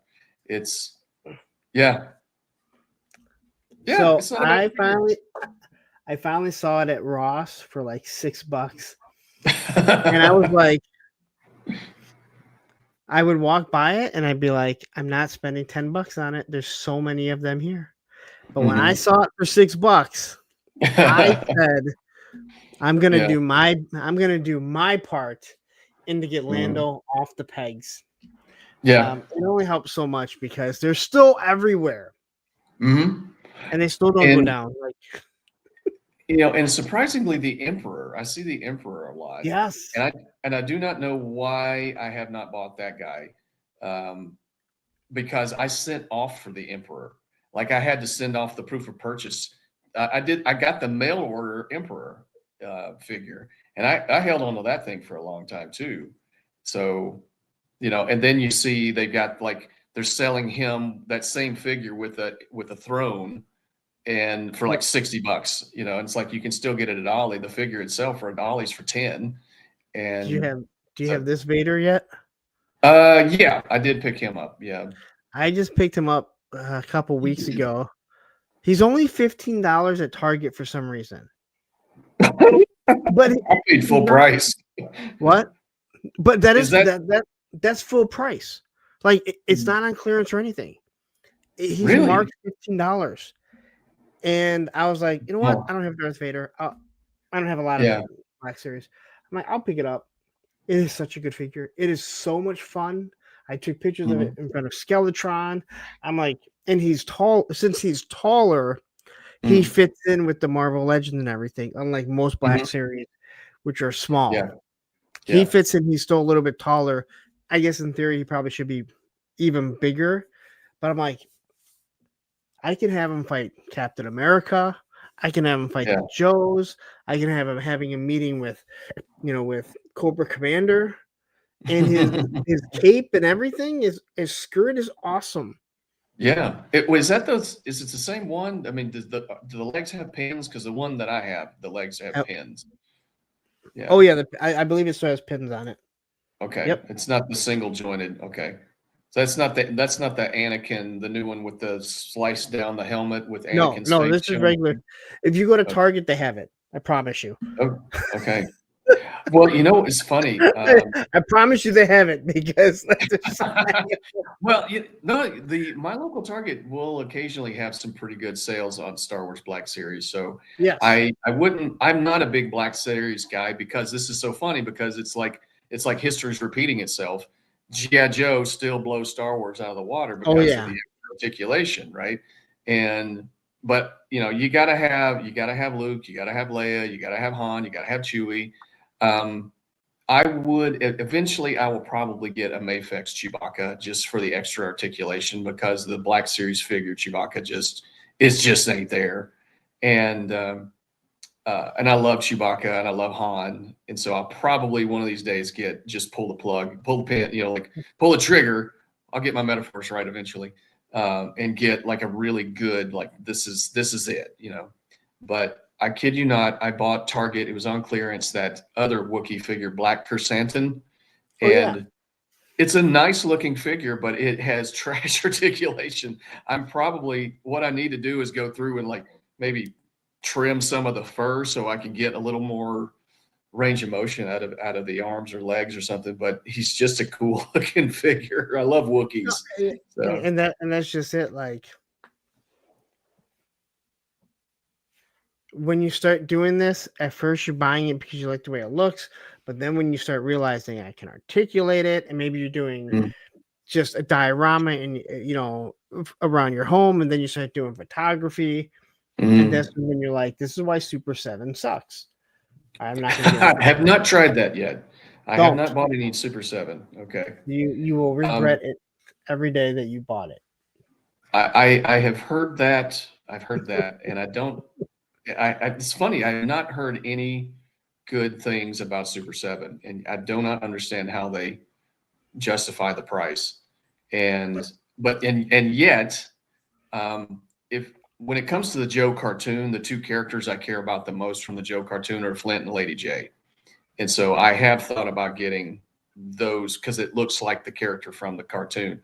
And you can typically get them dirt cheap off of Yep. BBTS. It seems like they're perpetually on sale, but I still can't bring myself to buy them because everybody says Entertainment they're Earth not. has good deals too.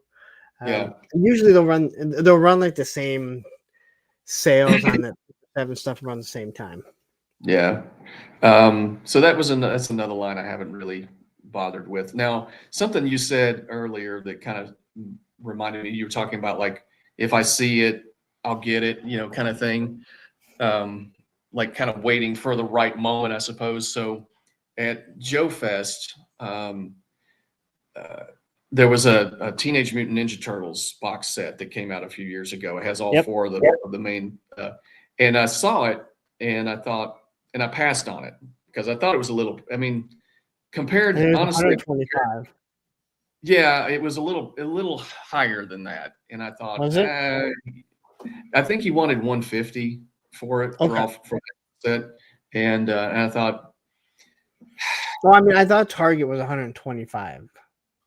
no, I honestly, let's see, because that's probably about right. Because NECA figures typically run about 35 on average. Yeah. And so So anyway, I mean, it wasn't much of a markup but it was a box set that's not, they're now releasing them individually for about 35, but they come with a bit more.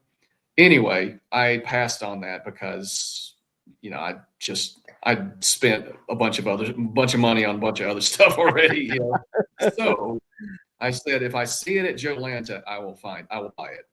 And sure as the world, that same vendor, and he's from Florida, he was here for Joe Lanta and he still had it. And I was looking at it and I didn't even ask him for a lower price. He just gave it to me. He just gave me the lower price. And I said, okay.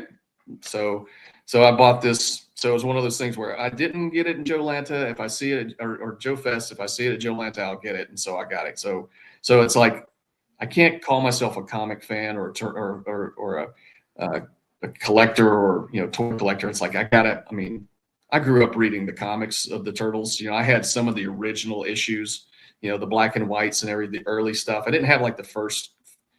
I think issue 8 was probably where I started, but me and my brother were both pretty good. He had a lot of the Playmates figures, but I just thought, I'm going to test these out. They look really good. They're based on the artwork. I've never bought a NECA figure. You just went purple. Darn it. That is weird. That's weird. Okay. That is crazy. But you know what? I think it's 3 hours. Quickly, so this, if you go to Target, it's like if you even go online, you'll see him for $15. Just the regular Black Series Vader. Man, that is okay. Yeah. Well, they did have I was surprised to find the new X-Men 97 Cable figure at my Target just the other day. It's not listed on their website, but they had the buy one get one 50% off. So I definitely walked out with him and the new Storm figure. So I was surprised by that. Yeah, I did. I hate that we're ending with me looking like this. I actually kind of like it. I think it's pretty cool. It's weird. So okay. Tell everyone where they can find you in normal vision. Yeah. So YouTube, Maximum Warp is my channel, and so Instagram at Maximum Warp 2099, and there's a link in my bio.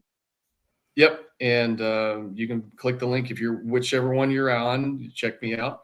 The link to my YouTube channel is definitely in my bio on Instagram. So yeah, I do a lot of reviews of a lot of different things, mainly G.I. Joe. But I say that, but it seems like I've done more Marvel Legends than anything.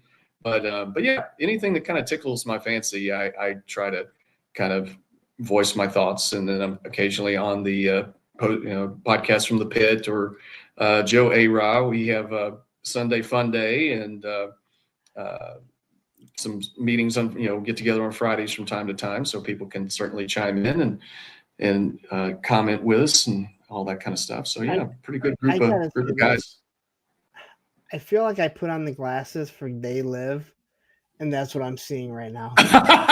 Oh God, yeah, I was trying like even the way your eyes look. I that's why I just left. I'm like, oh my. Well, this one's gonna go down in the history books. Wow. Yeah, I'm all out of bubble gum.